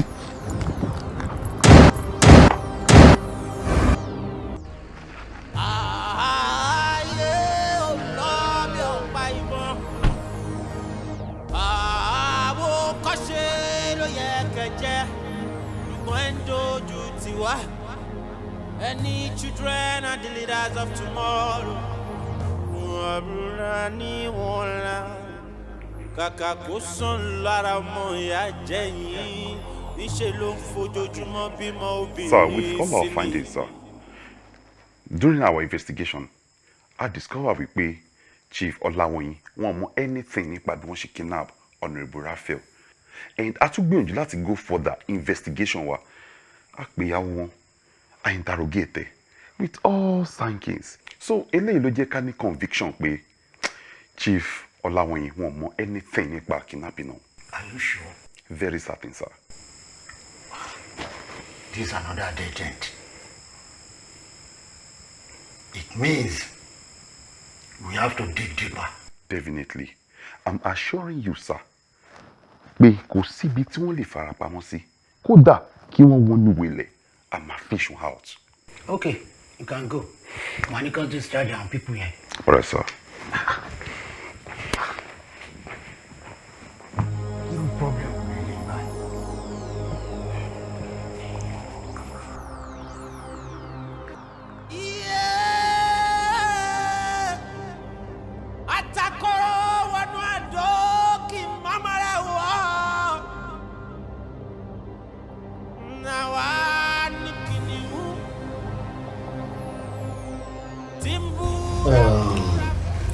It seems that the man doesn't know anything about the kidnapping. Fuck. This is another brick wall. With a firewall. Sir, ẹ jọ̀ọ́ mo fún lóhùn bẹ́ẹ̀. Ṣé kò sí kan tá a lè ṣe sí tó wà lẹ́yìn? Like, is there no other way out? Sorry, don't worry. I'm a Mokota Mashesi. Did you get? Thank you so much, sir. Yeah. So really appreciate your effort. So okay. We'll get back to you.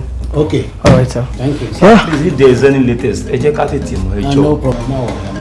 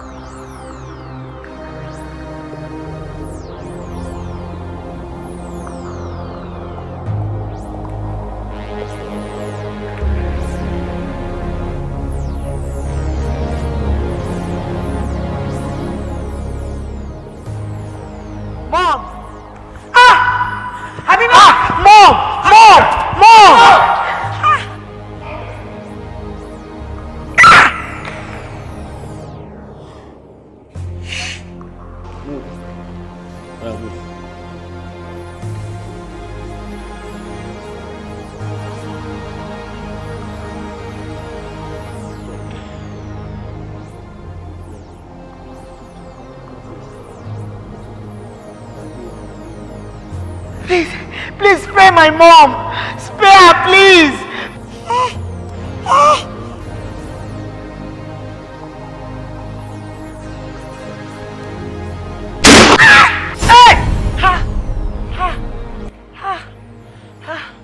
Ọlọ́run má jẹ́ kí n fojú sunkún ọmọ òun. Ọlọ́run má jẹ́ kí n rógun bọ́ òun. Ọlọ́run má ṣàánú fún mi. Má jẹ́ kí n fojú sunkún ọmọdé yìí. Má jẹ́ kí wọ́n pa mí lójijì Ọlọ́run Elédùmarè má jẹ́ kí n kúrò láyé lójijì Ọlọ́run. Kí ni ká ti pé gbogbo eléyìí bó ni mo fẹ́ rìn sí bó mo fẹ́ lọ báyìí lórí ọ̀rọ̀ yìí Ọlọ́run. Ọlọ́run má jẹ́ kí n fojú sunkún ọmọ mi. Má jẹ́ fojú sunkún ara mi náà bákan náà Ọlọ́run. Má jẹ́ fojú sunkún ara mi náà bákan náà má jẹ́ fojú sunkún ọmọ mi. Òkùnkùn ṣú biribiri. They are playing darkest game. Ẹ̀yin èèyàn mi ẹ má jẹ́ ká dúró tẹ́tẹ́rẹ́ o ó dàbí pé àwọn kidnapper yìí àwa ní àmì ni o nítorí báyìí mú kí wọ́n gbé DPO sẹ́mi kún lágbára púpọ̀ ẹ wá wo àwọn èèyàn tẹ́tí gbé ṣùgbọ́n ti DPO yìí ọ̀rọ̀ yà mí lẹ́nu jù torí náà ẹ má jẹ́ ká wòran o sẹ́mi kún ọba ti gbé mi náà tí ì bá jẹ́ pé mo fi gbé ẹsẹ̀ dúró níta sọ kálá bàbá náà sọ nítorí báyìí mú kan tájẹ́ẹ̀tì àwọn DPO àti irú àwọn yẹn fi hàn pé àwa gan kámúra gidi kámúra gbọ́dọ̀.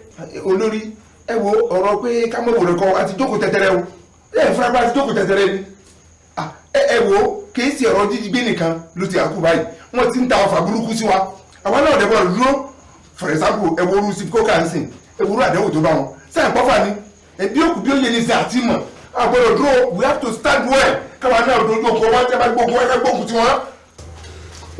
kí la wá fẹ́ ṣe báyìí lórí. ṣe rí lórí yẹn ohun tá a ṣe ó wà ń bẹ ọlọ́run akọ àmọ́ ṣe ọlọ́run akọ àmọ́ ṣe. olórí ọ̀rọ̀ lẹ́sọ ṣùgbọ́n ẹ fi ọ̀rọ̀ Olódùmarè lẹ̀ nítorí wà lẹ́yìn ní ìsìn àbẹ̀dẹ́ àlógún ló máa fọ́ lẹ́yìn ni kòkòkò làwọn ìṣojú ní àgbẹ̀dọ̀ wò wọ́n ràn ọ̀dà nígbà tí a kọ́kọ́ bẹ̀rẹ̀ níbi pẹlẹbẹ tí a mọ́ ọ̀lẹ́ jẹ nínú àwọn tó tẹ̀lé wa tó ń bá aṣẹ́ tó jẹ́ ìgbìmọ̀ kéékèèké wọ́n gbé DPO wọ́n tún gbé èèyàn míì nínú wọn nígbà wọ́n ṣèyún tí ẹ mú jẹ wọ́n tún fẹ́ fi olórí wa lánàá Elédùmarè ló ní kẹjú oore ẹjẹ́ apàwọ́pọ̀ o ká pàtọ̀pọ̀ kó lè bá léèrú kó ń kálukọ́ da tó bá níjọ ká kojú àwọn èèyàn wọ́n gbọ́dọ̀ pa wá tán èké wọ́n pa wá tán ni. lágbára ọlọ́run gbogbo yẹn náà a máa take care of it máa dé get back sí very soon. Because they are the warriors of the game. They are playing darkest game. Àwọn làwọ̀ ẹ̀yìn lọ́gbẹ̀rì. Ó yẹ wọ́n ju yín lọ. Wọ́n dé o. Spyro, I got your call. How far? Any latest? Talk to me. I need good news. Any Mr. John, ẹ fọkàn yín balẹ̀. Nǹkan tí mo fi pè yín náà ni. Okay. Yeah, Mr. John. Mo go through list there for me. Yes, ìyẹn list àwọn tó wà ní company. Yes. So mo try láti listen to our conversations one. But there is one particular one tí mo máa wish kẹ́yìn gangan listen sí fún yín. You know I'm not working in the company with you guys. Yes.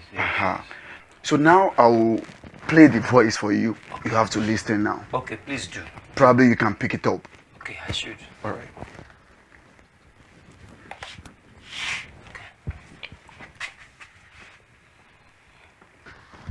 So all these audios are from our office? Yes. Gbogbo àwọn list they drop for me. Okay, yes.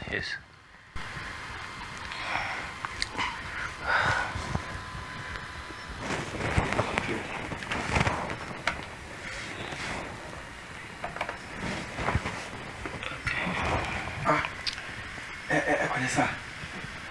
Báwo ni mo rí? Ẹ jọ sí ìgbà kò ṣe wọ́n. Ẹ dákun má pa wọn o. Ẹ má jẹ́ ìgbà kò ṣe wọ́n. Owó tẹ́ ẹ sọ fún mi ńkọ́. Okay, please, hold on. Ẹ bá mi fà wá sẹ́yìn díẹ̀. I need to be sure of that voice. Ẹ fà wá sẹ́yìn díẹ̀. Okay. Tó bọ̀ ẹ̀gẹ́. Ẹ pẹ̀lẹ́ sá. Ẹ má jẹ́ kí ìgbà kò ṣe wọ́n. Bẹ̀tẹ̀ owó tẹ́ ẹ sọ pé máa fún mi ńkọ́. Okay. Kí wọ́n gbà bí.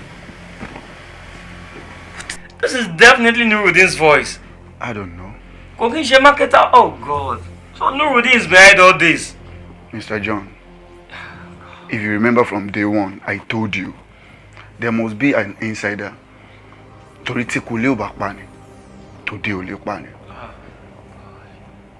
Okay, please, just enlighten me. What do we do now? Mr. John, kí ni question tẹ̀ tó béèrè? Èmi Spyro mo ti gbé nǹkan tí mo máa gbé jáde fún. Ẹ lọ arrest ẹ now. Ó máa sọ tinú ẹ̀ jáde. Kí lẹ tún wá? You can't blame me now. I'm confused. You don't need to be confused, please. Okay, you know what you're going to do for me now? I would like you to send me this audio. Then, after sending me back, add this like 6 or 7 external drives. Ẹ má kọ̀ mí níṣẹ́ mi. Ẹ yọ fún yín jáde jẹ́ ń ṣe fún yín lórí Bluetooth. Kẹ̀lé ní copy lọ.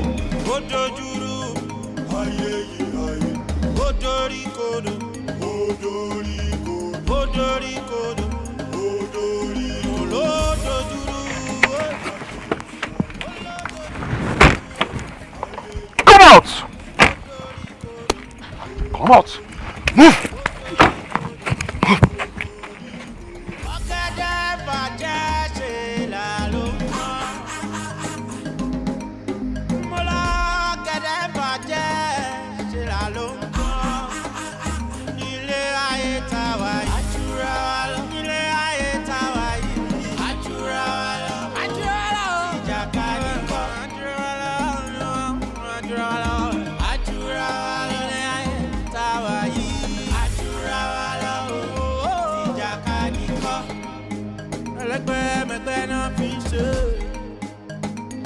Gàgàrà ò fẹ́ kí kékeré ó kọ́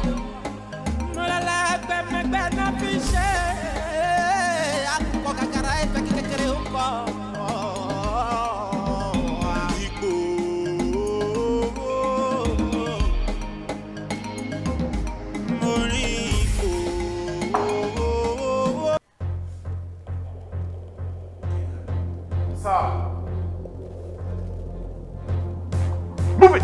Move it! Sorry, my brother.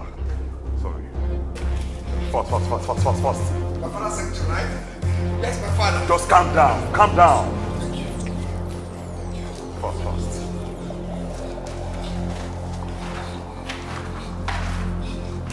Yeah. I told you guys, fuck you. Yeah. Now my father will be here. Move it! Move it! Move it!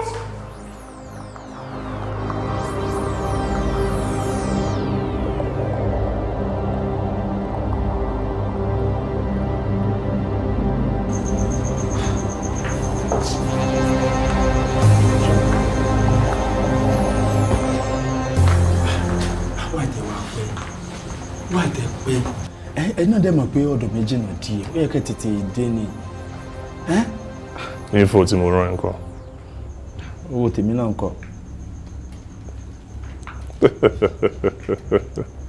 wà lè kí wà tó wó ṣá. ọ̀nàrẹ́bù yà mọ̀ pé ọ̀dájú ló bówó níbi tá a bá dé yìí owó lẹ́yìn owó tó ni. ọ̀nàrẹ́bù ẹ máa ṣe báyìí ẹ máa ṣe báyìí ẹ mọ̀ pé ìgbà táwọn kékeré la máa ṣe gba ìkọgbà àṣẹṣe yẹn gbà kékeré ni ẹ fún mi ní ẹnikẹ́ fún mi lówó náà ẹ mọ̀ pé ọ̀dájú ló bó lásìkò yìí.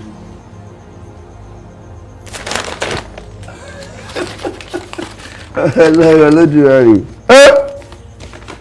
owó ògúngún ní sọ oníṣọ́bògì máàlìkì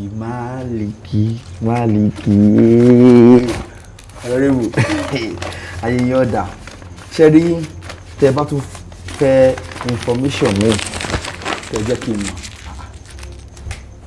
ẹ̀ ń waste effort mi o nǹkan tí mo ṣe tó ẹ wá rún ẹ̀dẹ̀ dànù.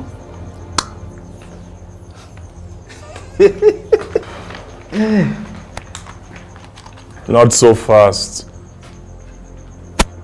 Wale. Honorable, ẹ dàpọ̀ ẹjọ́.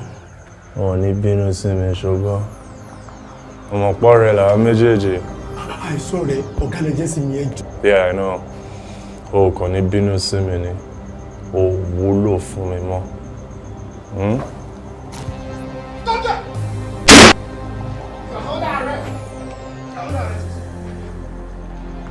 Honorable. Abdulmalik ọ̀rẹ́ mi.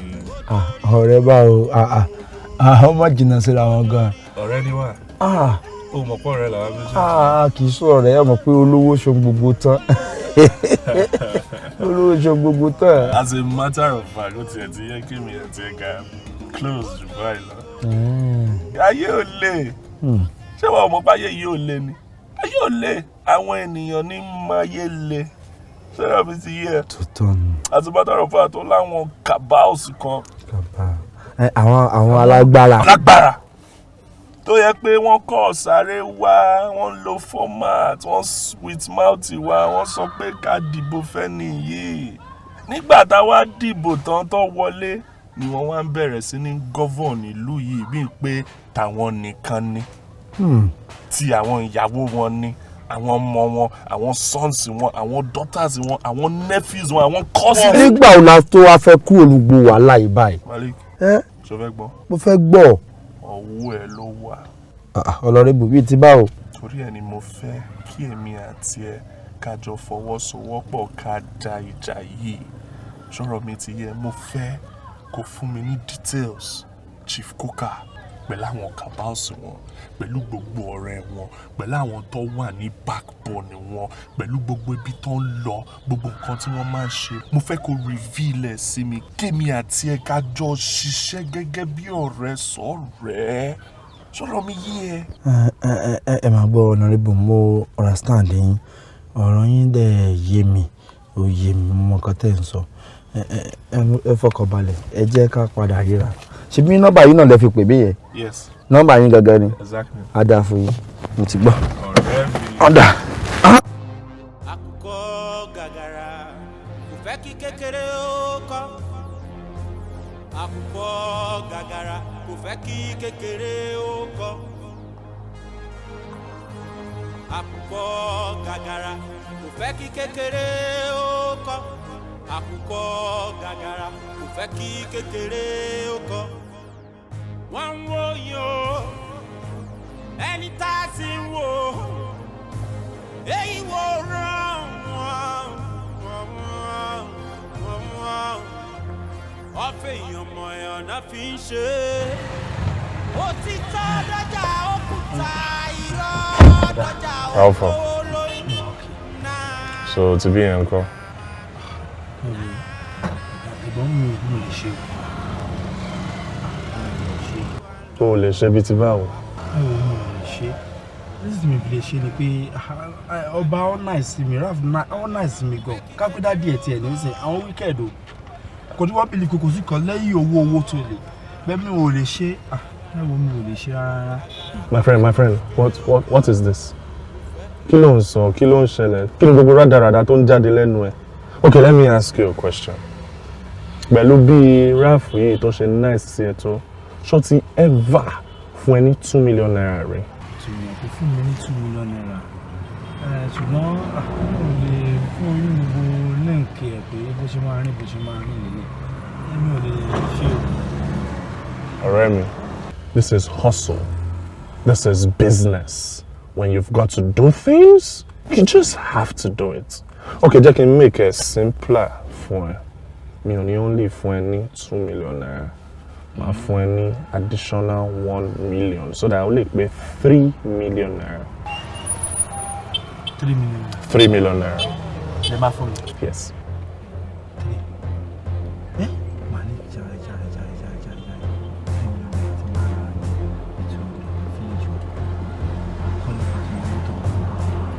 Bẹ̀ẹ̀ ẹ jọ mo ti gbọ́rọ̀ yìí bẹ́ẹ̀ ṣé kìí ṣe pé ẹ máa ṣe kọ̀ọ̀kan tó máa bọ̀. Ìwọ fi yẹn lẹ̀ fún mi. I just want to teach him a lesson. Lesson yìí náà tó wá lágbára. Lesson yìí lágbára. Ṣé ẹjọ́ tó lọ ẹ máa ṣe nǹkan tó máa fẹ́. Ẹyin kan ti burú jẹ́ ti ẹ̀rẹ́rìn. 3 million naira. Mo ti gbọ́. Ọjọ́ kí n tọ́. Bó sì jẹ́ nìyẹn o bí wọ́n ṣe pè mí sẹ́gbẹ́ kan tó ń bá mi sọ̀rọ̀ nìyẹn mi tún mọ nǹkan tí mo ṣe fún wọn tó fẹ́ pa mí.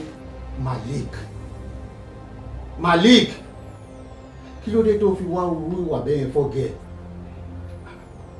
o mọ̀ pé ìwà ọ̀dàlẹ̀ nìyẹn. iṣẹ́ èṣù ni àtàwọn ọ̀rọ̀ tí wọ́n sọ fún mi. Mr. Lawrence sọ kí ni Raphael ṣe fún ẹ gangan tó fi jí gbé tó fẹ́ pa tó fi rò wípé ó yẹ kó sọ ilé ọlá di ahoro. Sir, Raphael ní kankan ló ṣẹ̀ mí. Mo kàn fẹ́ lò láti send message. Nílé ayé tá wà yìí. Àjùra wa lọ. Nílé ayé tá wà yìí. Àjùra wa lọ. Àjùra wa lọ. Ìjàkadì kọ́. Àjùra wa lọ. Àjùra wa lọ. Àjùra wa lọ. Nílé ayé tá wà yìí. Àjùra wa lọ. Ìjàkadì kọ́. Ẹlẹgbẹ́ mẹgbẹ́ náà fi ń ṣe. Àkùkọ gàgàrà ò fẹ́ kí kékeré ó kọ́. Mọ̀lẹ́lẹ́gbẹ́ mẹgbẹ́ náà fi ń ṣe.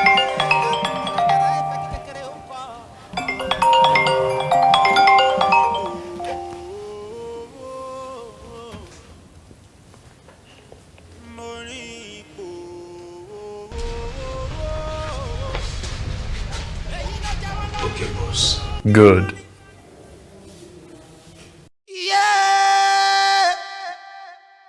Ipò àwọn ló bẹ lókè wọn fẹ́ kẹ́ni kankan ó bá wọn. Wọ́n pé we are the leaders of tomorrow.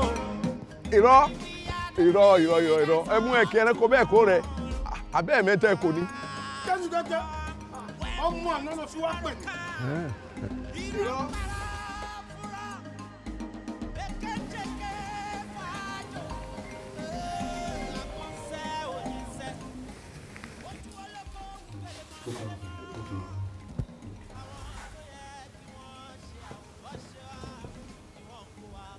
can only run, but he cannot hide.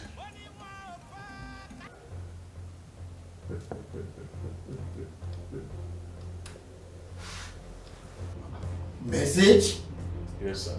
Mo kàn fẹ́ fi pàrọ̀kọ ní sáwọn olówó tó máa ń fi ọlá gbáyàn létí.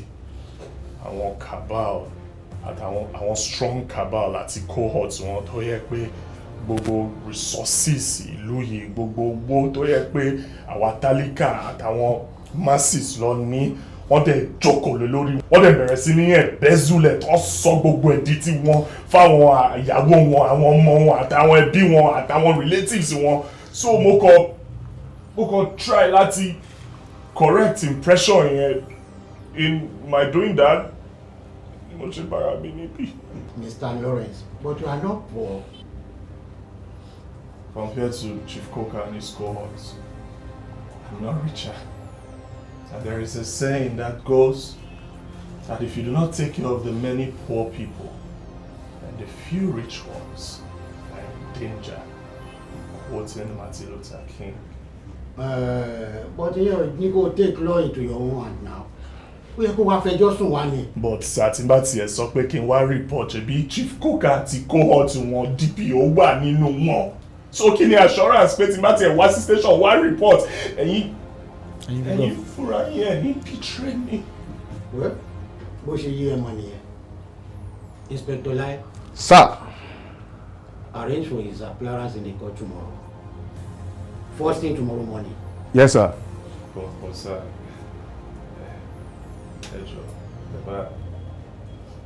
anyway, tẹ̀bálẹ̀ ràn mí lọ́wọ́ mi ò mind. At least kèsì ó ṣì wà lọ́wọ́ yín, mi ìfẹ́ kó délé ẹjọ́. As a matter of fact, gbogbo àwọn èèyàn tí mo apprehend, mo kàn gbé wọn pamọ́ ní kò ń ṣe pé mo pa wọn mi ìgbéyàn kankan ẹjọ́. Anyway, tẹ̀bálẹ̀ help me, I will appreciate it. But ó ti kọjá agbára wa. Tó bá dé court, lọ explain everything. Ìtàdájọ́ bá ti ṣe is a final. Thank you. Nílé ayé tá wà yìí. Àjùra wa lọ. Nílé ayé tá wà yìí. Àjùra wa lọ. Àjùra wa lọ. Tìjàkadì kọ́. Àjùra wa lọ. Àjùra wa lọ. Àjùra wa lọ. Nílé ayé tá wà yìí. Àjùra wa lọ. Tìjàkadì kọ́. Ẹlẹgbẹ́ mẹgbẹ́ náà fi ń ṣe. Àkùkọ gàgàrà ò fẹ́ kí kékeré ó kọ́. Mọ̀lẹ́lẹ́gbẹ́ mẹgbẹ́ náà fi ń ṣe. Àkùkọ gàgàrà ò fẹ́ kí kékeré ó kọ́. Ipò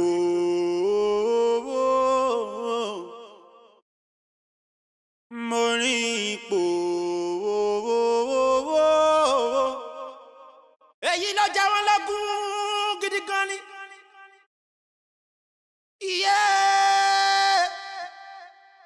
Ipò àwọn ló bẹ lókè, wọn fẹ́ kẹ́ni kankan ó bá wọn. Wọ́n pé we are the leaders of tomorrow. Wọ́n ní we are the leaders of tomorrow. Ṣùgbọ́n when would tomorrow come? Irọ́ ń parọ́ fúnra. Ekecheke fàájò, agbọ̀nsẹ̀ òyìnsẹ̀.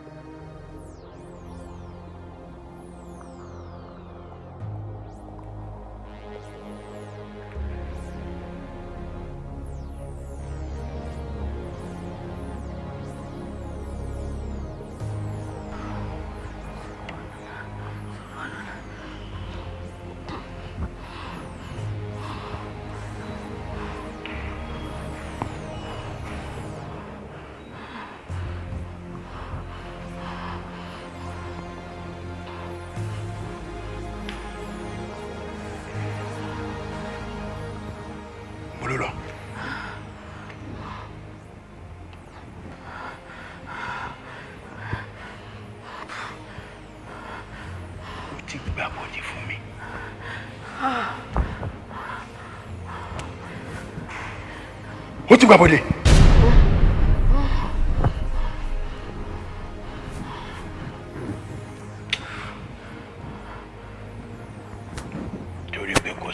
tí màá fi rọ́pò ẹ̀ ni ó dẹ̀ wúlò fún mi gan má ti pa ẹ̀ dànù má ṣe ìwé mọ́ níbi náà ti ń ṣe irú àdúrà yẹn.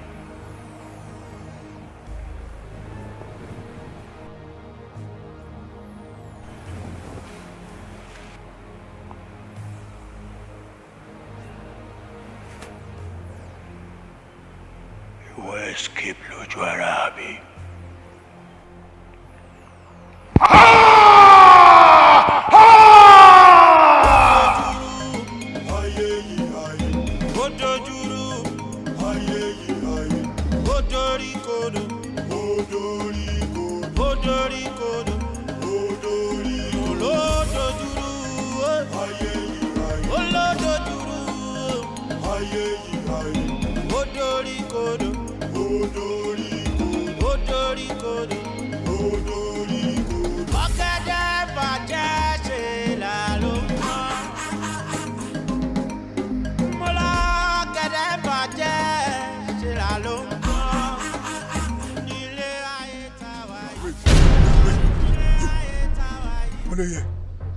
Follow here.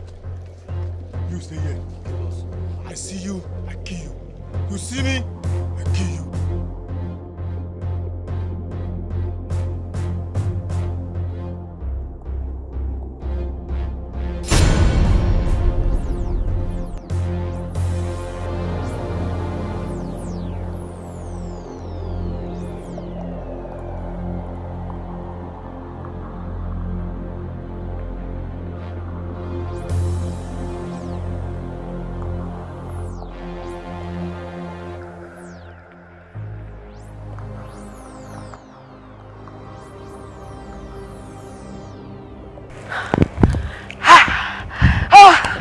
Ọlọ́run mo dúpẹ́ alihamdulilayi.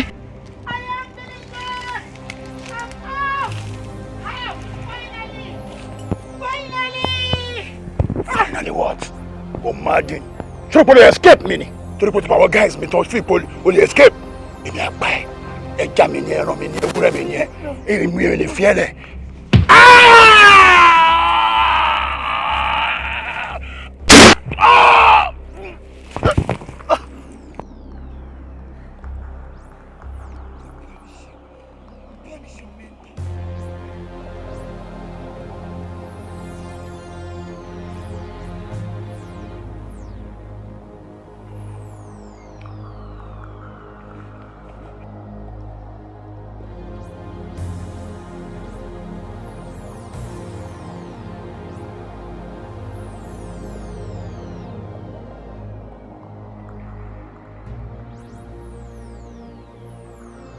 Ṣé bó ṣe máa ṣe ìrànwọ́ ẹ̀rù bà mí rò dá o mi ò mọ̀ pé mi ò ní kú sọ́rọ̀ yìí o mo kàn ń pretend ni àti àfikọ́ lọ́hùn kan ní tó bá ní pé lọ pé bí ti rí wá bí ti rí lélẹ̀ kò sí bó ṣe lè fẹ́ ṣẹlẹ̀ láyé sẹ́dá kejì tó kàn máa kí wọn náà ní pẹ̀lẹ́ ẹ̀kẹ́kẹ́ easy but bó ti rí gangan lélẹ̀ this is when you feel it you know it ṣé o mọ̀ wípé mi ò mọ̀ wípé mo lè dẹ̀ ni I thought I was going to die because níbo ni mo ti fẹ́ bẹ̀rẹ̀ 20 million. And in all honesty, I don't have it. Me tiẹ̀ ní, you understand? Mo mọ̀ pé àmà wa náà ni.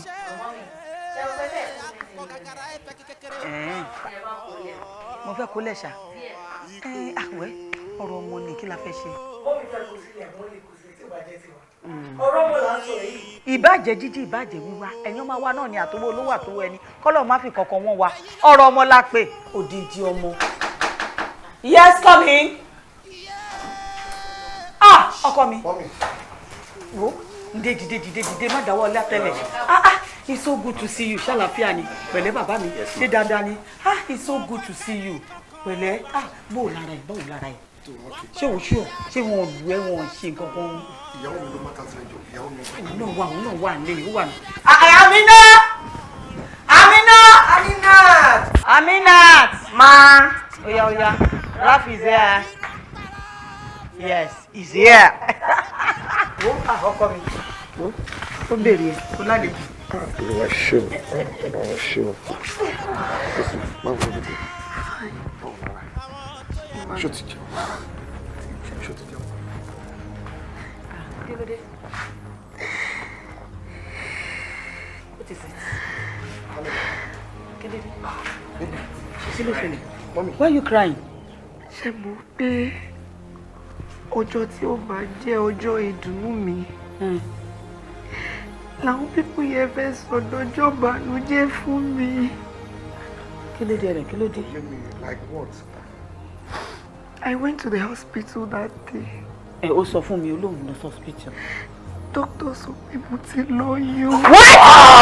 Babe, you don't have to cry, okay? Omi ló dànù àgbè òfò. Ọlọ́run tó ṣe yẹn, ó máa padà ṣe ní gbogbo Raf. Ẹ jẹ́ ká máa dúpẹ́ lọ́dọ̀ Ọlọ́run. Ṣé bóun ló wà bí pẹ̀lú wa? Ṣé bí yẹn ló lọ? Ọlọ́run á ṣe mí.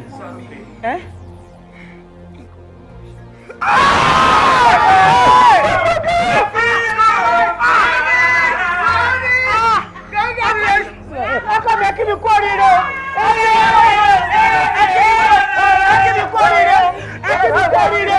kí mi kú oríire. Àjọ abala títí. Àjọ abala títí.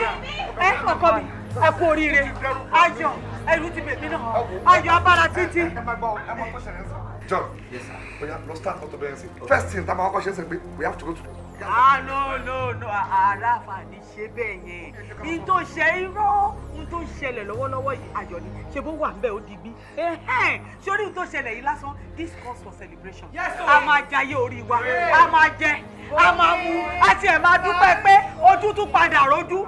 Lálàáfíà, in one piece, Ọlọ́run tún wá fẹ́ yọkọ̀kun. Ṣé fẹ́ gbọ́? Ẹ̀yin èèyàn, mo bọ̀. Ó dojúrú ayé yìí ayé.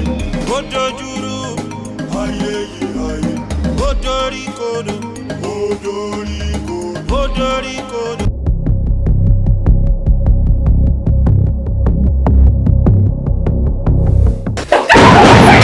Ọlọ́lá àbẹ̀jẹ́. Mo rẹ̀ ní kéjì àsọ̀kẹ́. Àǹtí mi. Àbúrò mi. Wá kárí gbóná síbi tó ń lọ. Kí ló rò? Ọ̀rẹ́, there is this thing that is bothering my mind about my wife. Ó mọ̀ jẹ́ wípé àṣàsí àwọn ọ̀dọ́ ọkọ ẹ̀. Ó ní gbogbo nǹkan tó ń ṣẹlẹ̀ pẹ̀lú gbogbo àwọn àlá oríṣiríṣi tó kàn lá. Is this unusual dream? Ṣé àbá ńlá àlàkàlà? I'm a nightmare. Bí kókò pariwo jáde látọjú oorun. Kábíyèsí ọba ńlá ọba tí ń fọba jẹ. Ǹjẹ́ mo gbé lórí arábìnrin yìí? Wọ́n máa fọwọ́ ẹni fà. Wọ́n ní ọmọ tí ń jẹ́ ni. Olúwa ó yá ṣe ogún náà ní àṣẹ wọlé. Ṣé kò ṣe ó dàtí àmì wa compatible ló fa ọmọ yẹn? You are not compatible. Bàbá, ẹ sì bá mi bẹ̀rù dáadáa. Dákun. Ó rí pé mò ń bẹ̀ wọ́n ni. Bí mo ṣe ń kúrú mò ń ga. Ṣé ẹ̀rọ náà? Ṣé o rò wí bẹ́ẹ̀ tí mò ń bẹ màdámù? Ṣé o rò pé torí tiẹ̀ ni? Torí kí wá ni? Torí ìtara mi ni. Torí kébì ọmọ pa mi ni. Torí pé bá ọba ti lọ tán nìsín. Ìnírí ìtẹ̀jẹ̀ mọ́ dáadáa. Olùyọ̀ wà rú kan goro. Ìdílù tí mo fi ń bẹ màdámù pé wọ́n bẹ̀ lé ọ̀dọ̀. Ṣáájú gbogbo ẹ jẹ́ ká gbàdúrà. Ìyá àdúrà, ká tó gbàdúrà. Ṣé mo ọ̀rọ̀ ta fẹ́ sọ́n bí ó wà pátá? Láàrin àwọn mẹ́tẹ̀ẹ̀ta, ṣé o fẹ́ sọ fún mi pé láti ìgbà tó lọ dá ẹ̀ o ṣọmọ? Kí lẹ̀ ń bọ́ kọ́ mi discuss? Olórí conference ní báà náà ṣe máa lọ ní next year ká di senior manager. Stay there! Ẹ ti mú! Ibo ló dà? Mo fẹ́ máa wọlé lọ ní. Inú ilé wo? O ò nínú ilé wọ. Onígbà tó bá mú pèlè ìyá rẹ wá kó tó lè wọnú ilé. Ìpèlè?